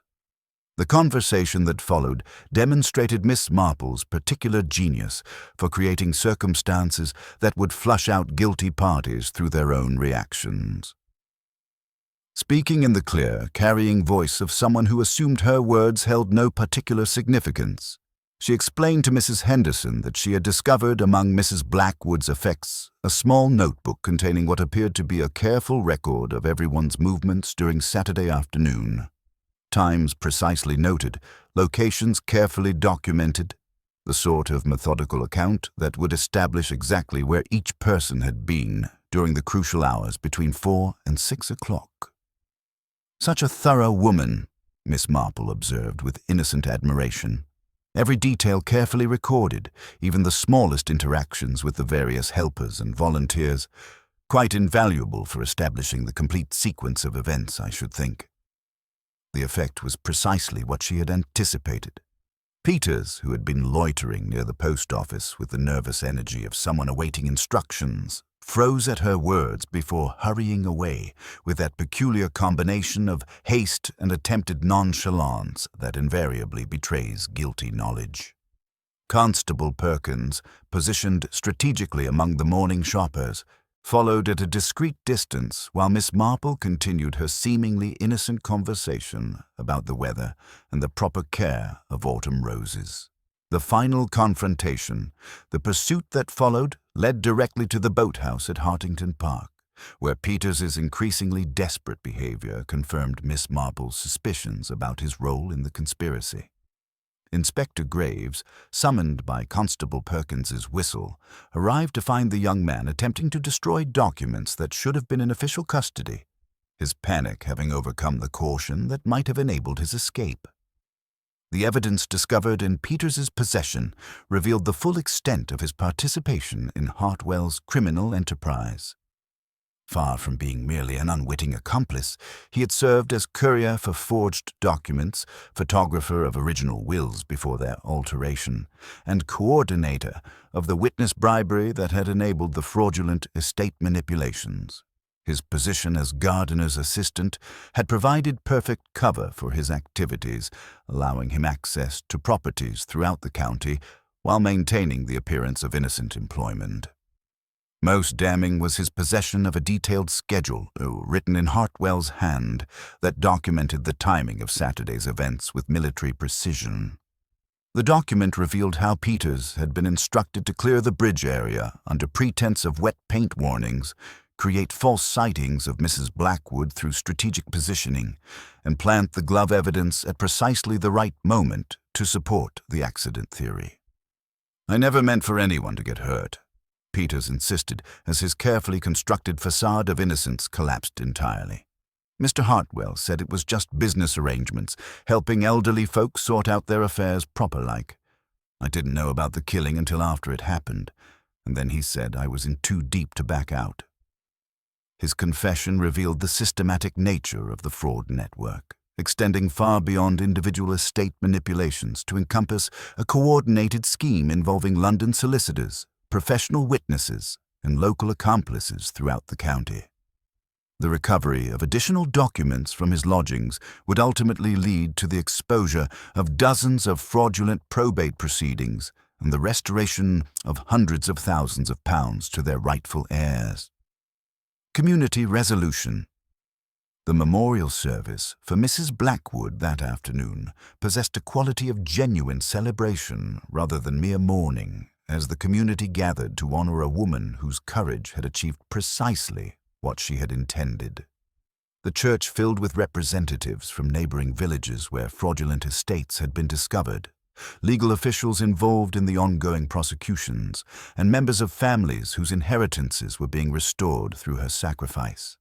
Timothy Vance's announcement during the service of his intention to establish a scholarship fund in his aunt's memory, funded by the recovery of fraudulent assets, provided a fitting tribute to her commitment to justice.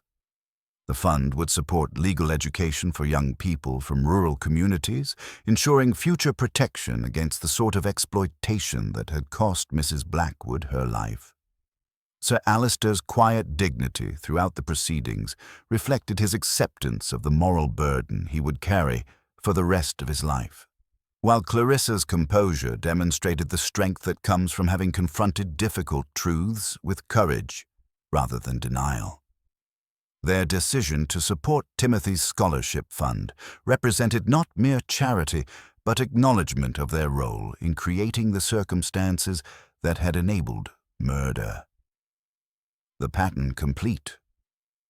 As the community dispersed following the service and normal life began to reassert itself over the disruption of recent events, Miss Marple reflected on how the complete pattern had finally emerged, with the clarity that comes from patient attention to seemingly insignificant details.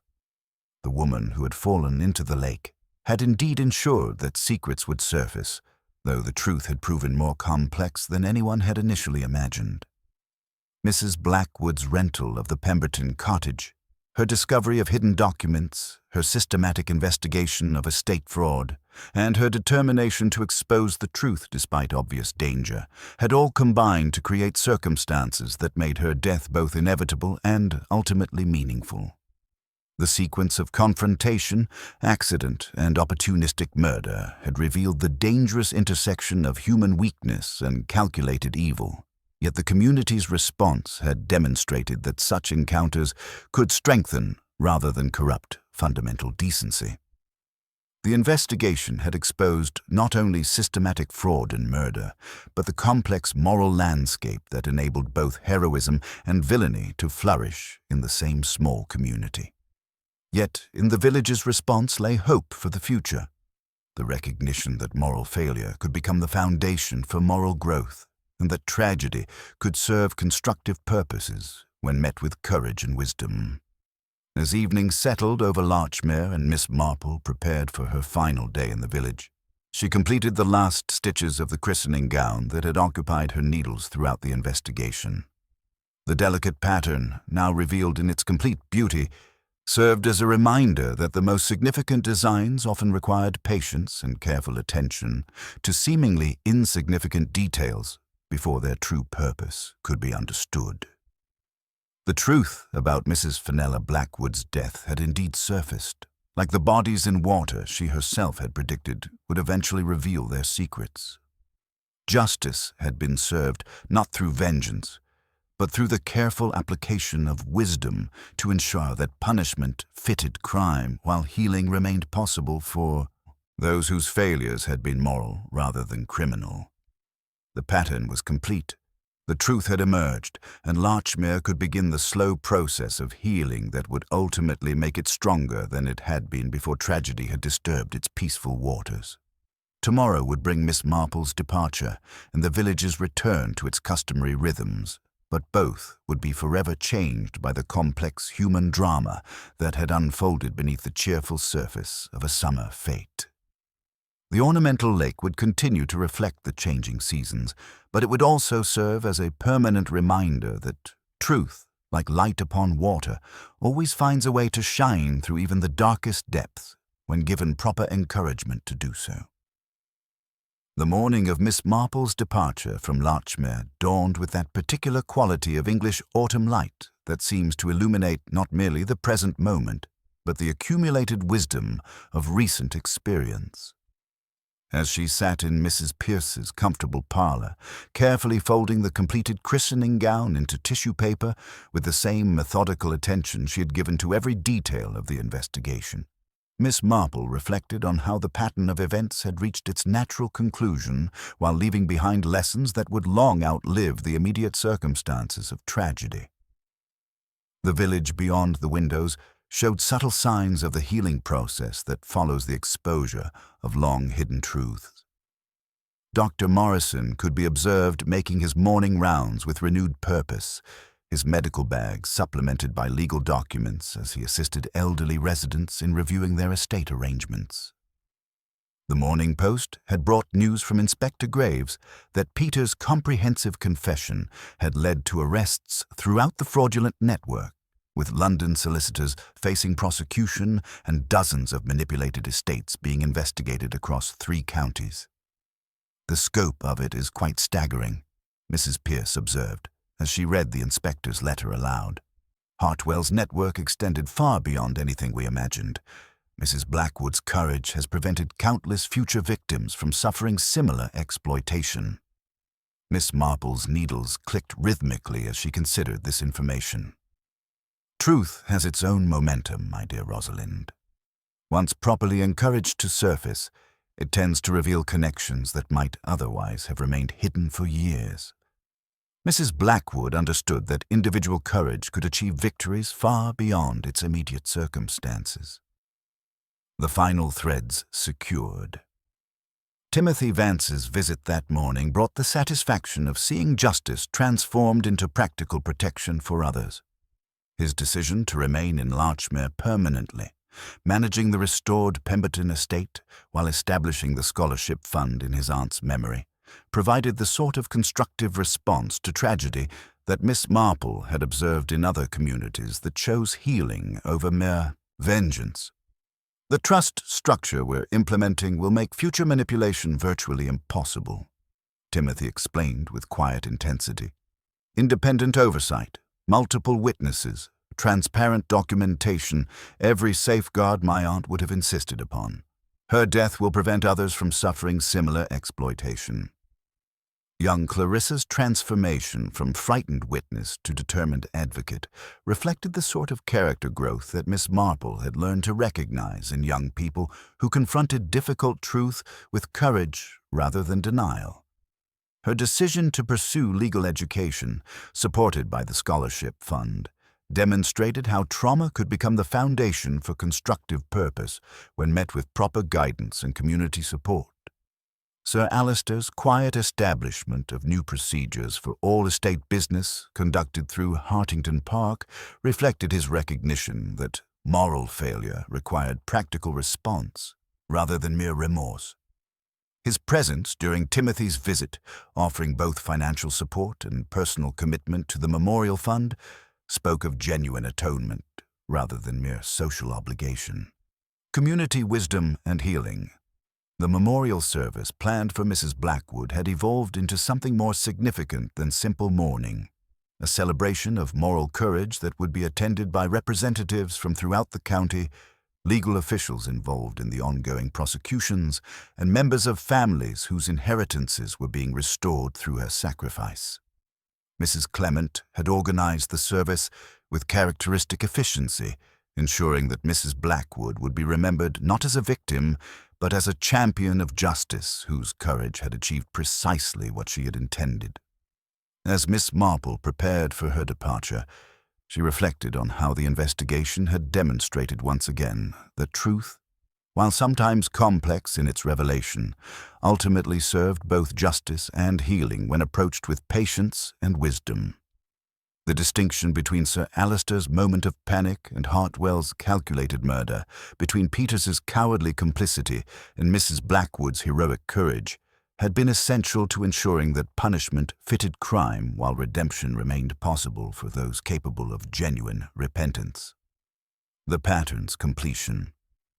The christening gown, now ready for little Edie Finch, served as a tangible reminder of how the most beautiful patterns often required patience and attention to seemingly insignificant details before revealing their complete design.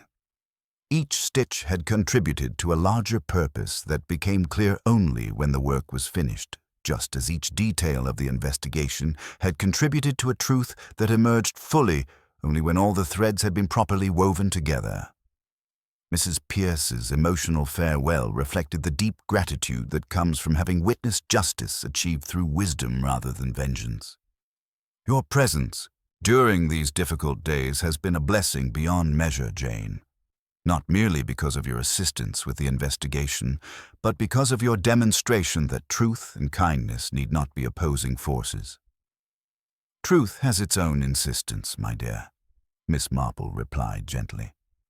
Our role is simply to provide the proper encouragement for it to surface naturally, like cream rising when given sufficient time and gentle handling. Departure and reflection.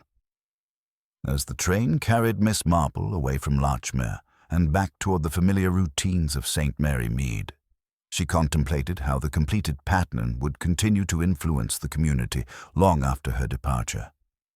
The ornamental lake at Hartington Park would forever carry the memory of Mrs. Blackwood's sacrifice, but it would also serve as a reminder that courage in pursuing truth could achieve victories that outlasted the immediate circumstances of tragedy.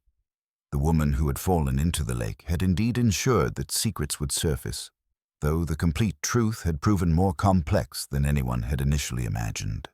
Her death had exposed not only systematic fraud, but the dangerous intersection of human weakness and calculated evil. Yet her sacrifice had ultimately strengthened the moral fabric of the community she had died protecting. Through her compartment window, Miss Marple observed the countryside rolling past. Fields and hedgerows, church spires and cottage gardens, all the peaceful elements of English village life that continued their eternal rhythms despite the temporary disruption of human wickedness. In her long experience of human nature, she had learned that such communities possessed a fundamental decency that enabled them to survive encounters with genuine evil while maintaining their essential character. The mystery of Mrs. Fenella Blackwood's death had been solved, but more importantly, the courage that had cost her life had achieved exactly what she had intended. the complete exposure of systematic corruption and the protection of those who might otherwise have fallen victim to similar schemes. Truth, as she herself had predicted, had indeed found a way to surface, like bodies in water that eventually rise to reveal their secrets when given proper encouragement to do so. As familiar landmarks began to appear and St. Mary Mead drew near, Miss Marple reflected with quiet satisfaction that justice had been served, truth had emerged, and healing had begun. The pattern was complete, the threads were secure, and life would continue with the deeper wisdom that comes from having confronted and overcome the darker currents that occasionally disturb even the most peaceful waters. In the end, that was perhaps the most fitting memorial to Mrs. Fenella Blackwood. Not merely that her murder had been solved, but that her courage had made the world a safer place for those who came after. The familiar rhythm of the train wheels carrying Miss Marple back toward the St. Mary Mead provided the sort of gentle, methodical accompaniment to reflection that she had always found conducive to understanding the complete patterns that emerged from complex human dramas.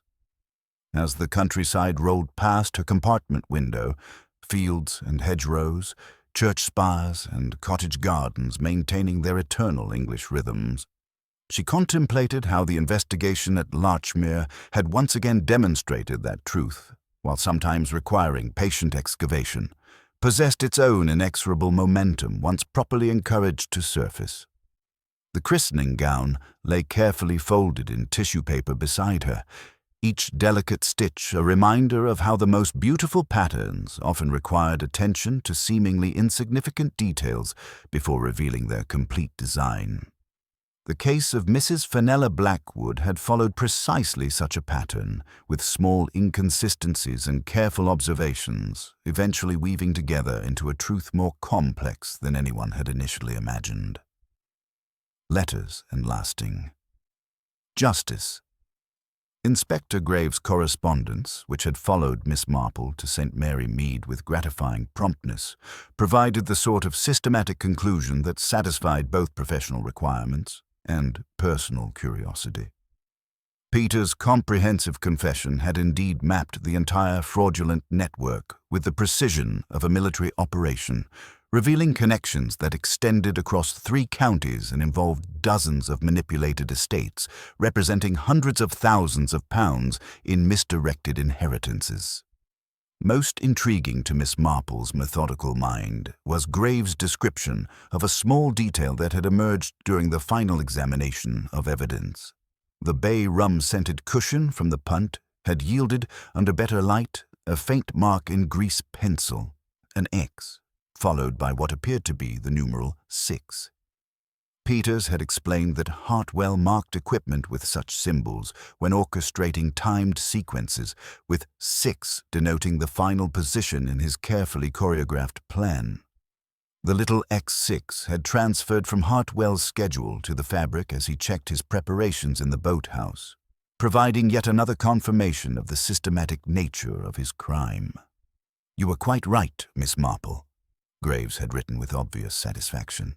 "He thought in lists and schedules. It is oddly comforting to know that a mind arranged like a parade ground will always leave footprints in the sawdust, no matter how carefully it attempts to cover its tracks." Tokens of memory. A small package that arrived with the morning post contained a single pearl, luminous and cool against its cotton wool nest, accompanied by a note in Timothy Vance's earnest handwriting. The pearl had been discovered when the boatwright lifted the damaged punt to replace a broken rib, rolling from the matting into his palm, like a tear that had waited for its proper hand. He hoped Miss Marple would accept it as a token of his aunt's gratitude that could no longer be separately expressed, but lived on in the justice her sacrifice had achieved. Miss Marple placed the pearl in her workbox among the pins and packets of needles. A simple thing among simple things, where it seemed to belong. It would serve as a permanent reminder that courage, once committed to truth, could achieve victories that outlasted the immediate circumstances of tragedy. Community transformation. The memorial service, as reported by Mrs. Pierce in her characteristically efficient telegram, had provided exactly the sort of celebration of moral courage that Mrs. Blackwood deserved. The church had been filled not merely with Highmere residents, but with representatives from neighboring communities where fraudulent estates had been discovered. Legal officials involved in the ongoing prosecutions, and members of families whose inheritances were being restored through her sacrifice. Timothy's establishment of the Scholarship Fund, supported by recovered fraudulent assets, would ensure that future generations of young people from rural communities would receive legal education specifically designed to prevent the sort of exploitation that had cost his aunt her life. Clarissa Wynn's acceptance into the Women's Legal Society lectures represented the sort of constructive response to trauma that transformed suffering into strength, while Sir Alister's quiet commitment to supporting new estate oversight procedures demonstrated genuine atonement rather than mere social obligation. The ripple effects. Dr. Morrison's implementation of county-wide procedures for estate planning, supported by the recovery of fraudulent assets, provided the sort of systematic protection that would prevent future victims from suffering similar exploitation. The village council's requirement for independent witnesses in all significant legal documents reflected lessons learned from painful experience, while the establishment of transparent documentation procedures would make future manipulation virtually impossible. The broader investigation had revealed not merely individual crimes, but systematic vulnerabilities that enabled such crimes to flourish. Hartwell's network of London solicitors faced their own prosecutions, while the methods he had perfected, identifying vulnerable elderly property owners, gaining access to their private papers, then manipulating the probate process through forged documents and bribed witnesses, were being studied by legal authorities throughout England as examples of sophisticated fraud requiring systematic countermeasures. Philosophical reflections. As Miss Marple settled into the familiar comfort of her own cottage, she reflected on how the case had demonstrated once again the complex moral landscape that existed beneath the peaceful surface of village life. The distinction between Sir Alister's moment of panic and Hartwell's calculated murder, between Peter's cowardly complicity and Mrs. Blackwood's heroic courage, had been essential to ensuring that justice served healing rather than mere vengeance. The investigation had revealed that the most sophisticated crimes often succeeded through exploitation of ordinary human weaknesses rather than through superior planning or intelligence. Mrs. Blackwood's courage in pursuing truth despite obvious danger had achieved precisely what she had intended, not merely the exposure of individual criminals, but the revelation of systematic vulnerabilities that enabled such criminals to operate with impunity. The pattern complete. The christening gown, now ready for presentation to little Edie Finch, served as a tangible reminder of how patience and careful attention to detail could reveal patterns of meaning that others might overlook.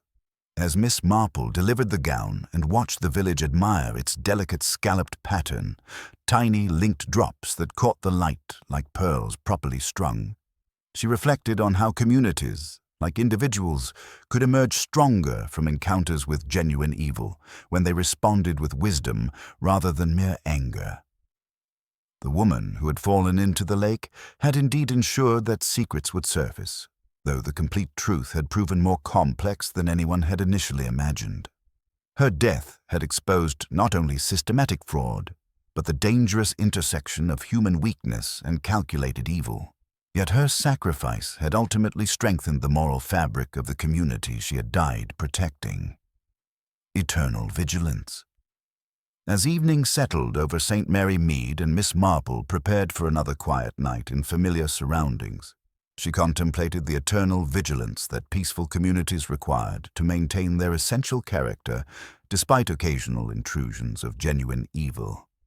The investigation had demonstrated that even the most sophisticated criminal schemes ultimately depended upon the willingness of decent people to overlook small inconsistencies, accept convenient explanations, and avoid asking uncomfortable questions.